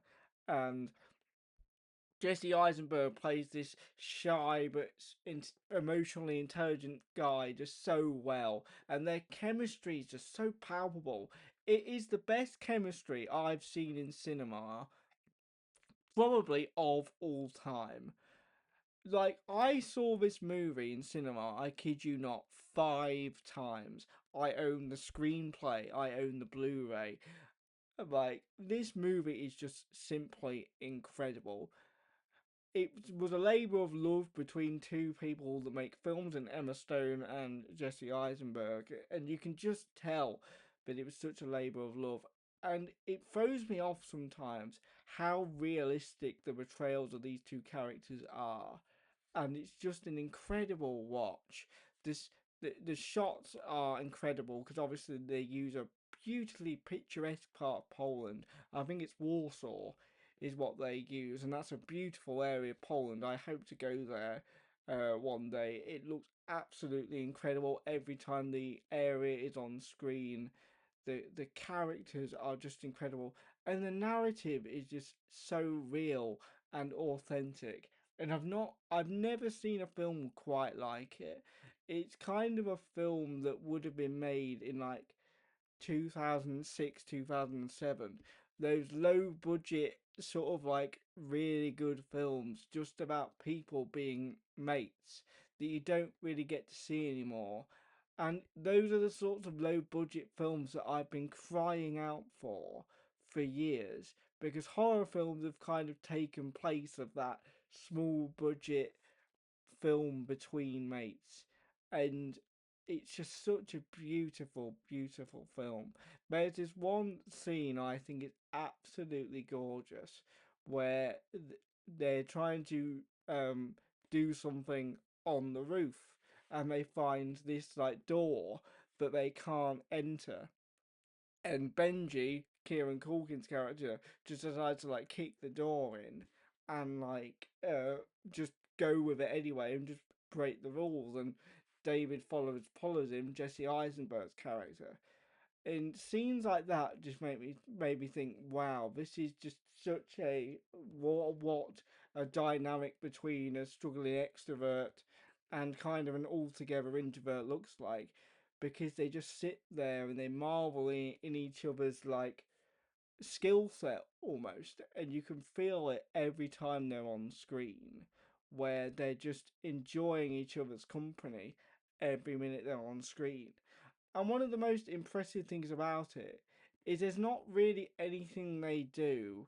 Going back to like the romantic comedy thing, obviously it's between two cousins, so that would be more of a Jeremy Kyle episode if that was the case. Um, but yeah, just the fact that they don't do anything particularly special or anything particularly contrived, I guess would be the right word. Because in a romantic comedy, there would be like this big set piece that would make them like fall for each other or be friends again. And that big set piece isn't in there, but yet their growth as friends or that are reconnecting feels so organic without a big set piece like that, and without that big sort of like moment of realization that this person is important to me, because their comfortability just comes through the screen every single second the movie plays. And full discretion here, it's the only film that has ever made me cry beyond the first time I've watched it. Full disclosure, I've watched the trailer before and cried at the trailer. Like, that's how much this like movie has connected with me on a personal level. And I think it's impossible to not be connected to this film. I think everybody has a friend like that, or had a friend like that, that makes that movie feel real to them. And that's why I think it must be a must watch. Because I think you're going to walk out of that film appreciating the people in your life that little bit more. And so little films kind of have this message of that's kind of thrown at you in like a over the top metaphor, like in a Marvel film, for example. And again, that's not in this film either. It's just so comfortable in its screenplay and in the actors performing it that the message of the film just just splurts out with no over the top metaphors being used or anything. I think Jesse Eisenberg said that the movie is about dissecting what is the difference between real pain and not so real pain, hence the title of the film. And I totally get that, because you kind of got this character dynamic of Benji's kind of this free spirit that's struggling with his mental health, but David's struggling as well, but he's going down the strict route of taking medications and keeping it on track with it.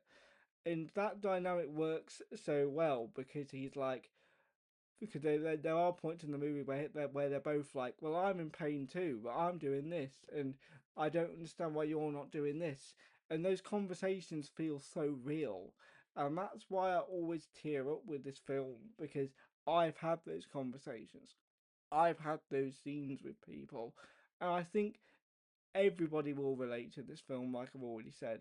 There's a reason why it's won endless screenwriting, screenplay awards, and it is just the greatest film ever made. For its relatability, for its beautiful shot composition, the performances are the best I've ever seen in a movie ever, especially with Kieran Culkin as Benji. As I said, the balance between struggling with your mental health and being a humongous extrovert, I think we all know people like that, is just done so perfectly to a masterful degree. Yeah, perfectly is not the right word. Masterfully is the right word.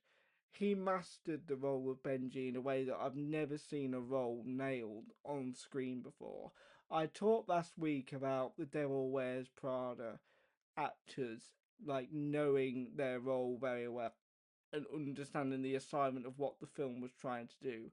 While Kieran Culkin and Jesse Eisenberg, they took their roles and their assignments for the film and just went, "We're gonna make this 20 times better than it needs to be," and they just both just knock it completely out of the park. You are serving yourself short if you're a movie fan and you've not added this film to your repertoire, you are missing out beyond belief. This movie needs to be on your watch list yesterday. You can see why I delayed putting this as your homework for the week because it's just too easy. Like it's taken me 4 weeks to give you guys this homework because I felt like I was shooting ducks in a barrel. Like it's just too easy to give you this homework. It's too easy to give you the greatest movie of all time. uh, but yeah, that is my limited thoughts on the movie A Real Pain. If you want a deep insight into my connection with the film, you can watch my latest documentary, but it's not my latest video, called Adulthood Healing Through a Real Pain, where I connect my life story to the film itself. We don't have time to get into all that today, but if you want to get into that with me, check out Adulthood Healing Through a Real Pain on my YouTube channel, Kapow Planet.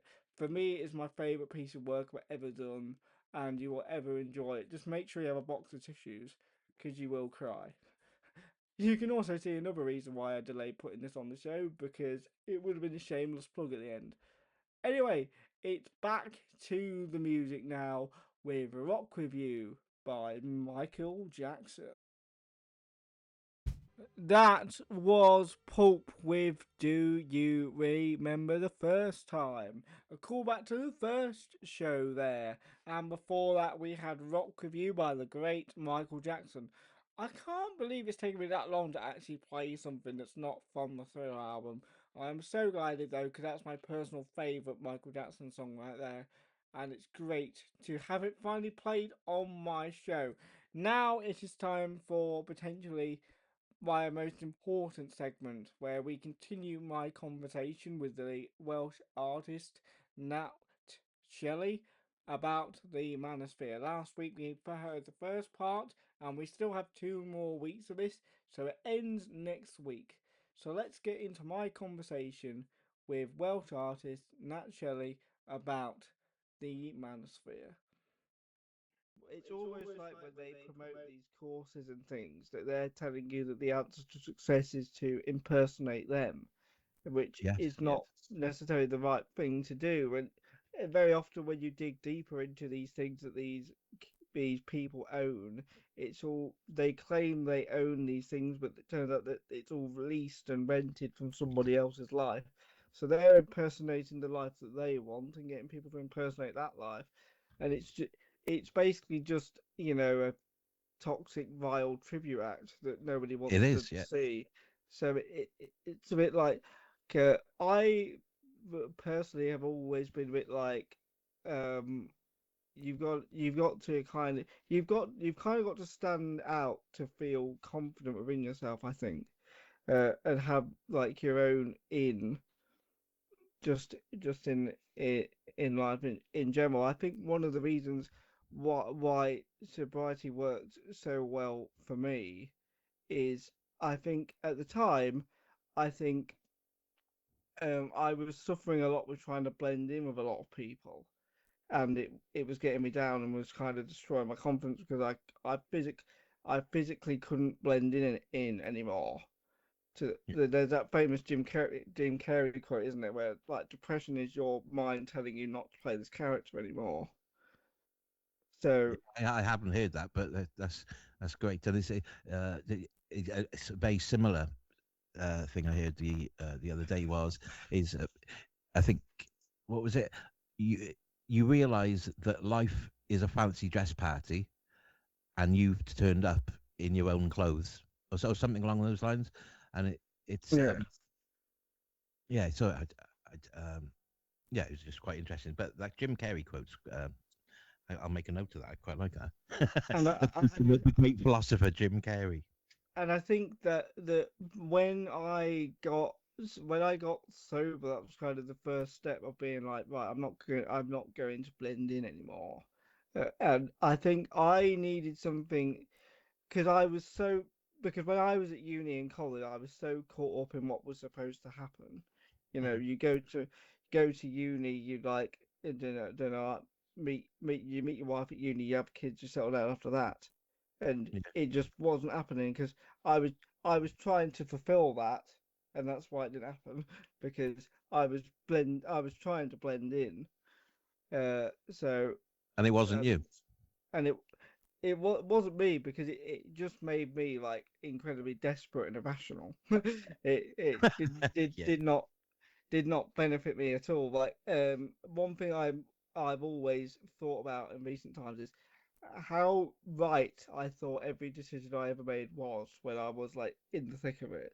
And now when I've You looked do, at don't you? Yeah.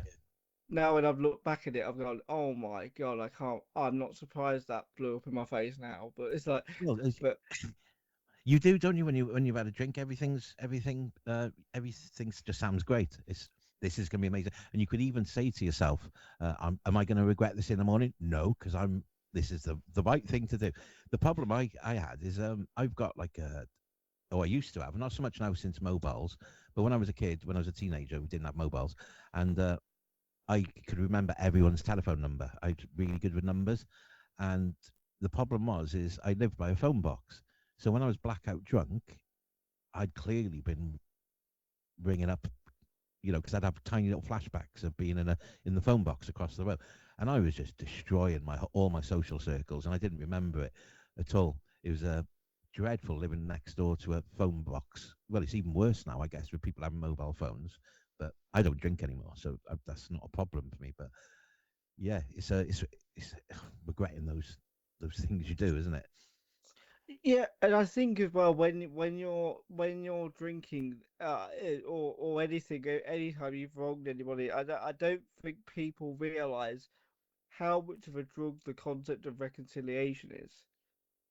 You know, Yeah, like I would kind of when I was like drinking back in the day, you talk to your course mates on Monday, you'd reconcile, and then you just do it again.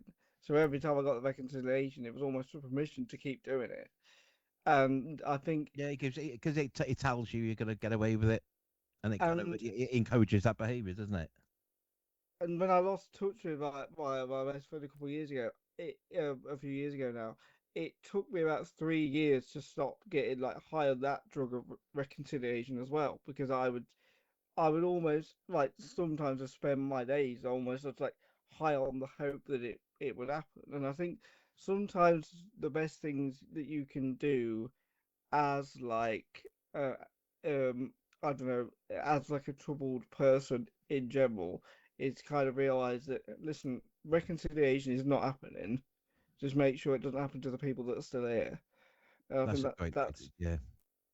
that's something that I had to learn. I had to very much learn, and I think almost like one of the things the Manosphere kind of talks about is, oh, if you get this, or if you get this car, or this house, or this successful business, then those people that have like wronged you will like look back or try and get back or whatever, or because you proved them wrong. But a lot of the time, they're not going to look at it or know it's even happened because it's been that long and that far away that they're not even going to know or remember that it happened in the first place.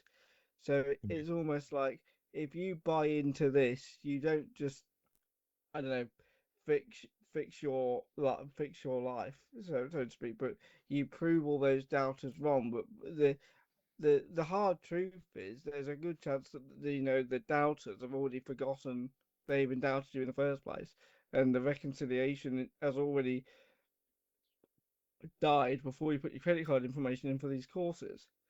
And Yeah. it's like, but it's like you said, like sometimes you just the best thing you can do is just admit to yourself that reconciliation is not happening, and just make sure that it doesn't happen to anybody else. Let's put up with it.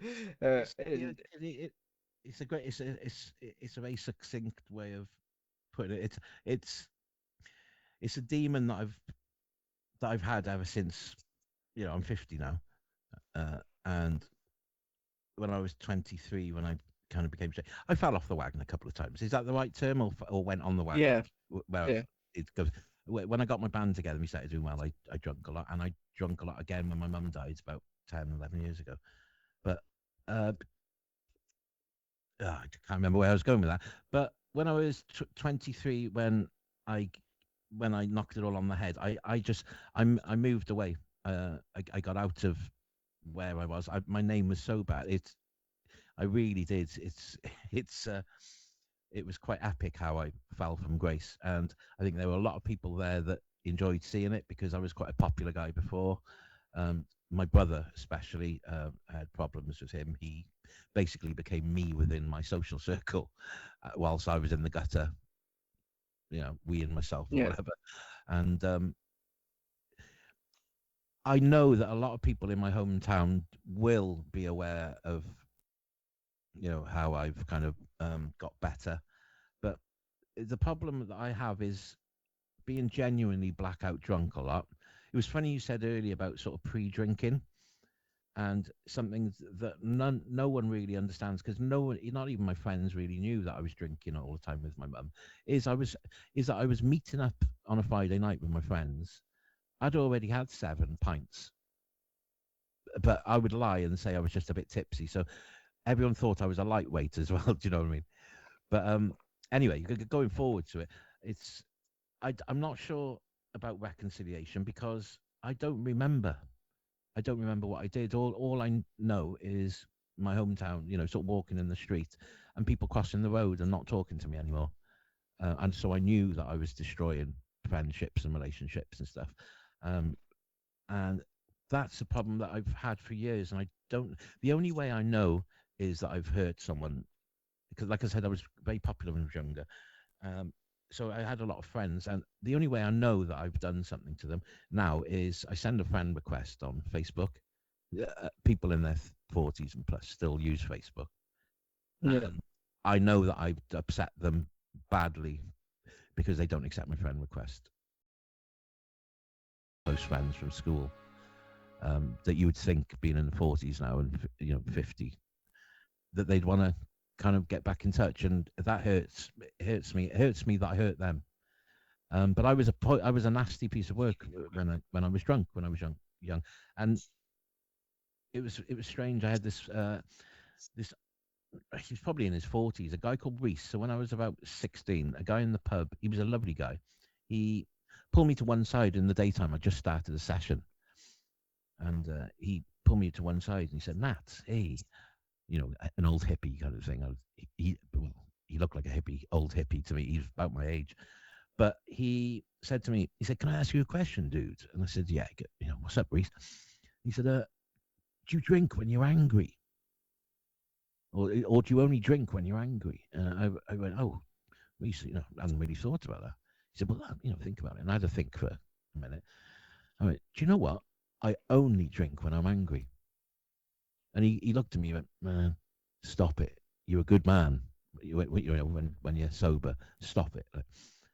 And that's the only time anyone ever in my life let me know that I was destroying my life. Everyone else just kind of didn't tell me. And I think it was because I was such a confident outgoing teenager. I think people just kind of thought he'll deal with it. You know, he's strong. Nat's a strong dude. And then I just got bad to a point where everyone turned their back on me. I think I was walking into the local pubs and making an idiot of myself. Um, so I don't know how I can reconcile with people. And I hate to say it, but, I'd love to be able to do it, but um, I'm not going to be able to do it. I don't know. I don't know where to start. Where would I start with that? Do you know what I mean? So Yeah, yeah. I think, and I said, I think those are very painful questions. And even though I've spoken about, learn to put the thought of it behind you, it's something that's always going to creep up and be because it's such an important part into why both of us don't drink that it's never gonna fully leave. Like I remember there was this thing that because I just made a documentary more about the friendship I lost when I was at uni and how my and I drove past them, like I drove past them 3 times whilst I was filming it and didn't no and way. then and there was like no acknowledgement, and it was like it was weird. It was like it. But I'll tell you what was so weird about it. There would have been a time where they would have literally ran from the other side of the high street if I was like that. But I think that's just something that I think it's something that's always going to weigh on people, and I think that's another thing that the Manosphere does is it sells a complete solution when it isn't. When you're looking for these things and stuff like that, there's going to be a day after the happy ending eventually. And True. it's and I think you've almost got to come to peace with that. I remember my first year I stopped drinking. I thought all my problems were completely solved, and I went for things that I was not even remotely ready for because what I didn't realize is my confidence was completely gone. So even though the drinking had stopped, I had no confidence left to act on it or act on how happy I was when I stopped drinking. Did you have It's to like kind of like reorganize your thought processes and sort of? It's almost like um, I think when you come out of it, it's almost like a shell shock. Um, Almost post traumatic. I hate to say this, but PTSD almost when you come out of drinking. There's a lot to deal with, isn't there? It's not just stop drinking and everything's going to be rosy. It wasn't for but me. I think when you're in it though, you do think that is the one thing that's going to solve everything. But I think one thing that sobriety taught me to do was that I had a platform to actually work on things after I stopped drinking. When I when I wasn't, in the constant like cycle of drink, apologize, go out drinking again, apologize, and it's a tedious cycle anyway. For you to do it, even though you're drinking and doing it, it's also tedious for the people receiving it as well. It's kind of, and I don't think people realize how much time it takes up with personal growth. Just that. Yeah, and don't forget as well. Say a lot of people who drink, like say when I wasn't drunk and I was watching my mum drink, she wouldn't remember a thing she'd done, and she would reset every day as though nothing happened the night before. That she didn't throw a glass at someone or she didn't punch me in the face. Do you know what I mean?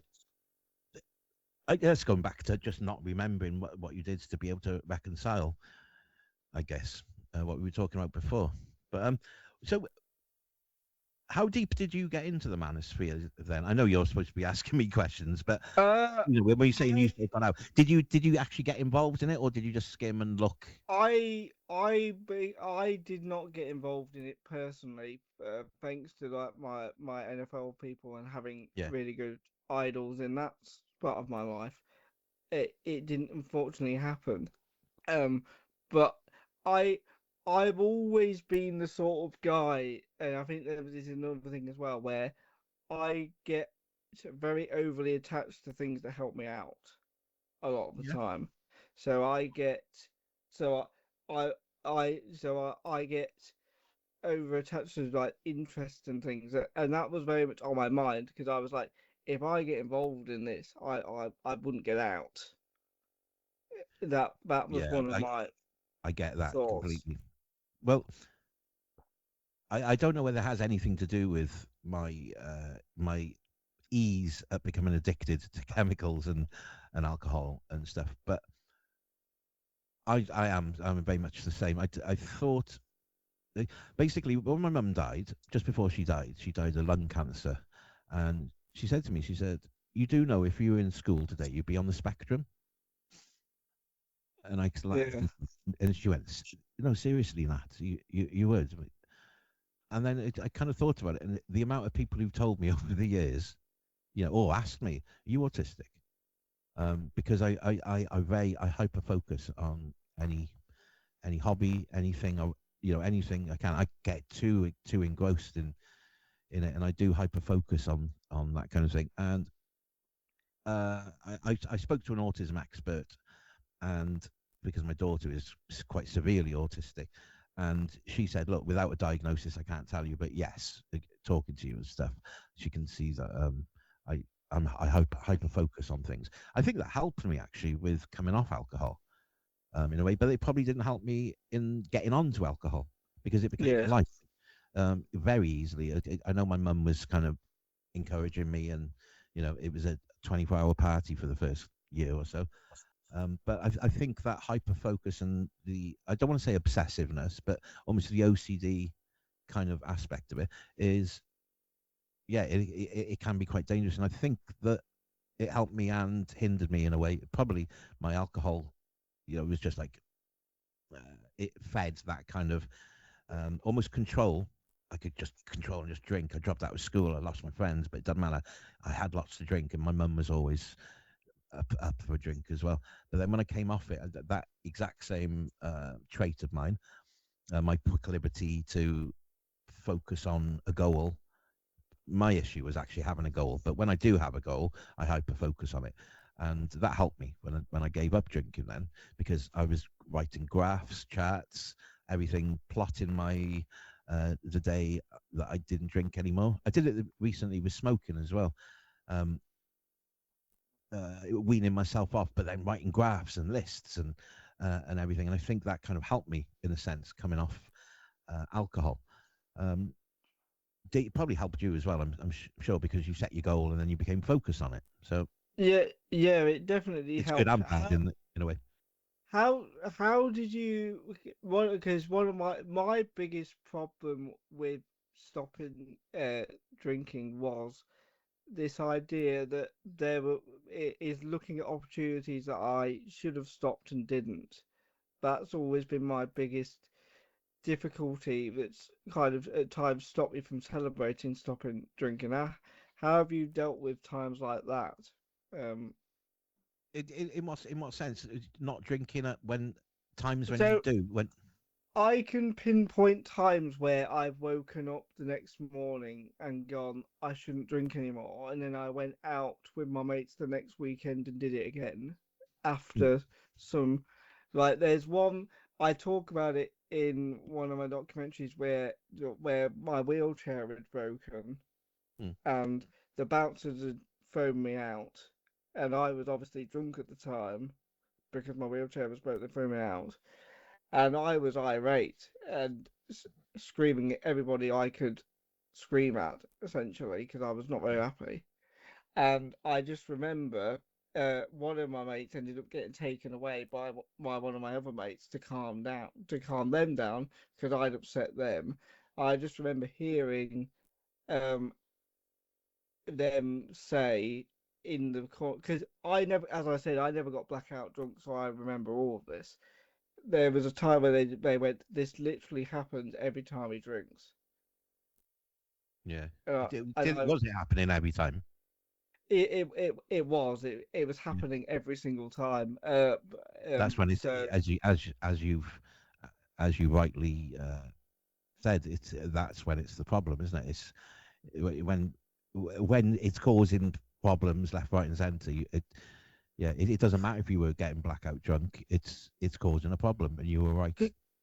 Because it was weird. Because I could have quite have easily gone Monday through Friday and not touched it, or even gone a weekend without touching it. But obviously, the drinking culture of university kind of makes you do drinking with the discounted drinks and stuff, and Yeah. stuff like that. So it was more of a drinking culture that kept me like drinking and trying to be uh, social. I mean, it's a running joke in our community champions meetings that I spend more money on a night out now than when I was drinking in the first place, because Yeah. it's true. But I Mhm. just remember, but I drank after that night as well, and that was one of the nights that I kind of think about. Like, oh, it should have really stopped then. To be fair, but sometimes, well, during my first couple of years, I think I've kind of gone past it now because sometimes I think that mistake of not doing it when you probably should have done I think sometimes it's a bigger motivator to not go back.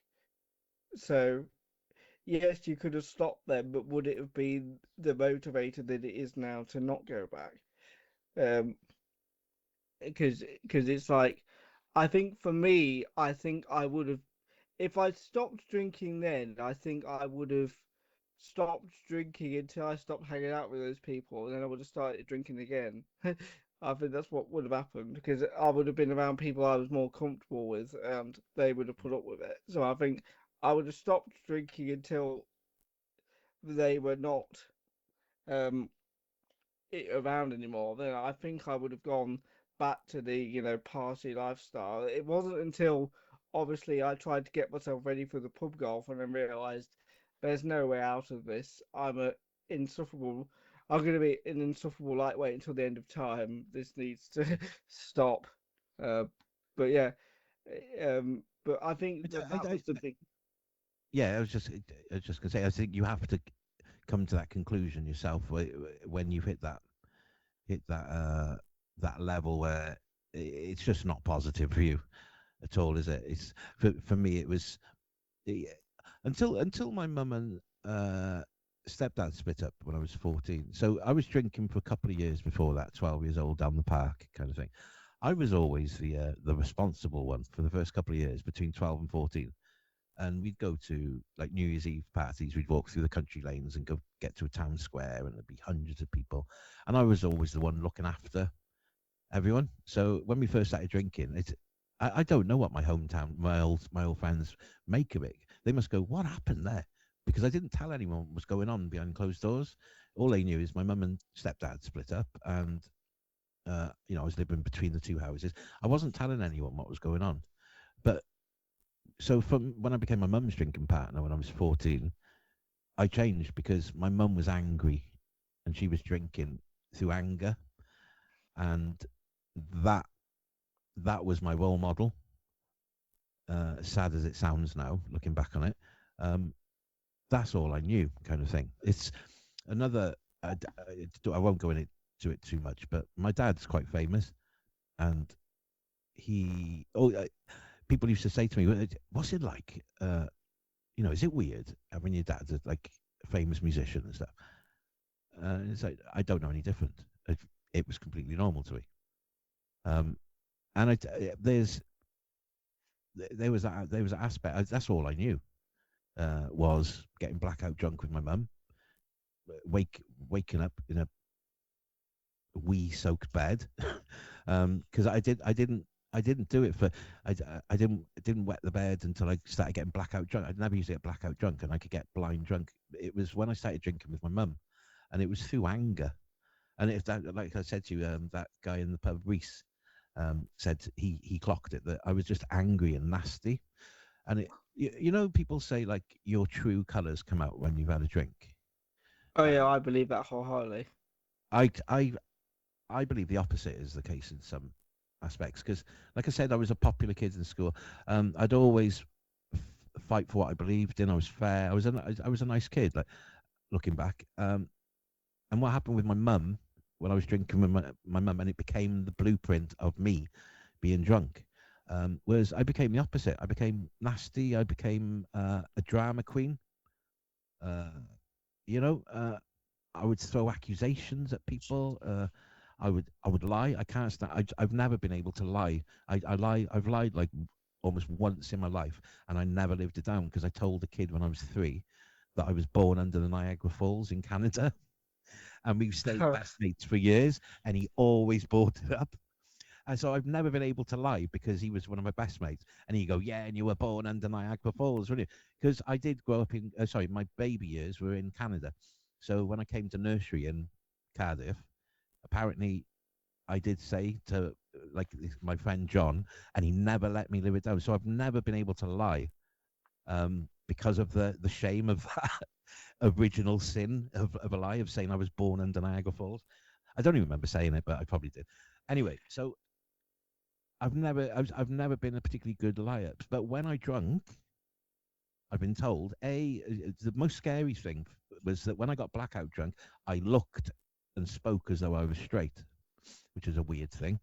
So I could be slurred and everything, and people would say the few people that did tell me is suddenly my eyes became normal again, and you wouldn't know I was drunk, which was quite scary. But I would lie. I would say the maddest things. And that was the problem for me. And so I don't think it's always true. I think it was always maybe when I was drunk, is because I was so angry and had enough. I think I was subconsciously saying, "Screw you, screw the world." Do you know what I mean? It was like I'll lie, I'll cause trouble. My saving grace, thankfully, is even though I was quite a tough cookie, is I couldn't fight at all when I was drunk. Yeah. So it was like so I wasn't dangerous. Do you know what I mean? I know a lot of people can get drunk and glass people and get very dangerous. I was the complete opposite. I could really look after myself when I was sober, but as soon as I had a drink, I could not. So I was getting into scrapes by saying the most ridiculous stuff. I was an embarrassment kind of thing, and so it's something I've always sort of wondered is I became the opposite of what I was like when I was drunk. When I became drunk, everything I didn't like, I became. It was, it was, it was a very weird thing. But yeah, I'm sure some people do wish they were confident and then have a drink and become confident. But I was confident beforehand, and I just became a liar and a drama queen. Two things I can't stand in people. Um, I can't stand liars, and um, yeah, people who are attention seeking, and that's unfortunately, what I was during that period when I went off the rails, and it was all kind of a learned behaviour from my mum. Looking back, and that's what my mum was doing. And so that, like I said before, when I was 12, 13, and we were drinking down the park, I was well behaved. I was quite responsible. Well, even though we were drinking and smoking down the park, but I changed. I became the opposite. I became everything. I became like an anti version of myself. Um, and I've found that quite interesting now, looking back, wondering why that is. And I will always bring it up when people say, well, you show your true colours. I always give people a lot of leeway when they're drunk and they've done something stupid. I won't cast them away like maybe other people would, even heavy drinkers would, um, because I do understand that some people genuinely don't know what they've done or what they're doing. And you touched on it earlier. Everything's a good idea when you're drunk. You're right, aren't you? All the time. Yeah. Mm. And as you know, that's a dangerous mindset to have when you had a drink. And I think it's that kind of almost hedonism of alcohol that almost allows you to think, everything I do is right. Let's do it. Or that scaffolding, or that person who looked at me funny, or anything's game, and just cause. It just causes so much trouble. It did for my mum. My mum was like I said, she was an alcoholic, and it just destroyed her life completely. And I watched it in real time. She was a beautiful looking woman, and she just became an insular. Um, yeah, just it was quite sad watching her especially towards the end when she got ill. But that's my view on how alcohol can change. Thing I don't think it always brings out the true colours. I think it sometimes brings out the opposite, or at least it did with me. That was glamorous indie rock and roll by the Killers. Once again, another fantastic conversation with Nat there. If you are affected by any of the issues brought up in that discussion, you can call the Samaritans at 116 123 to get any help with anything you need. And also, if it's specifically due to substances, you can go to talktofrank.com. Once again, you are not alone in this fight if you are struggling. Everyone's here to help you. And if you want to get involved with the cause that me and Nat are involved with, you can become a community champion. Just type in Alcohol Change UK. They're a fantastic organisation that's helping people improve drinking life. So they do things like buying drinks safer, and just improving legislation to give us a better, safer drinking experience. This show has been a great show. I think I've really enjoyed doing the show. Finally get a chance to talk about Finding Emily was fantastic, and I absolutely loved doing it. But now it is time to tell you about what's happening next week. Next week we will be diving into my most anticipated film of the year. Yes, I said that last week, but now that Finding Emily's behind me, the next one is in tow. In Power Ballad. I'm a very simple man, you see, people. I see Paul Rudd on a movie poster. I'm there opening weekend. That's how simple it is for me. I can't wait to see if he's a part of another instant classic alongside Nick Jonas, and you'll be getting my thoughts on that film. I almost said song there. Next week. To give you the premise, a guy who's in a wedding band uh, goes to a gig with a famous singer, they jam, and shenanigans ensues. He discovers one of the songs of the wedding band and he takes it to the stratosphere and he tries to get credit for a song that he wrote. I think the premise is absolutely fantastic and I can't wait to see what they do with it. And also, we will be looking at the Al Pacino film, The Tuna. This is a film I've been seeing every time I go to the cinema, it seems, at the moment. Every time I go, there's an advert for it, but I cannot wait to see it. I'm a massive Al Pacino fan. I'm sure he's going to knock it out of the park once again.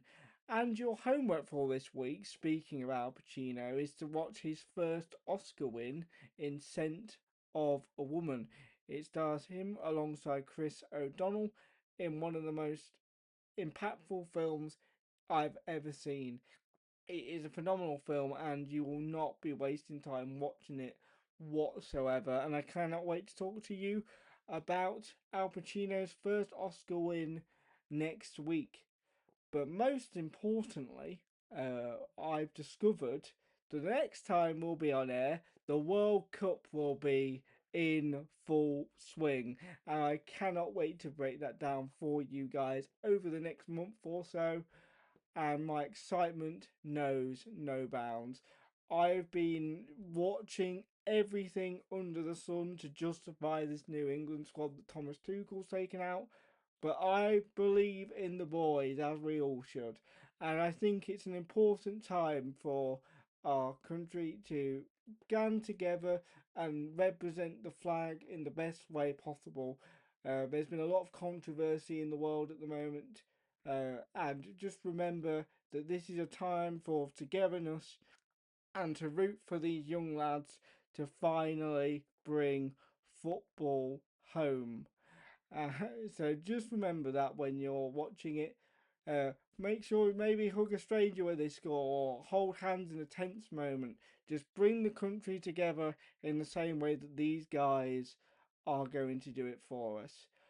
But I can't explain it the best way about how football's coming home. So I've scoured the earth to find you this new song from these guys that could explain it better than I ever could. Here is the Lightning Seeds with Three Lions. I cannot wait to see you guys next week for another banging show.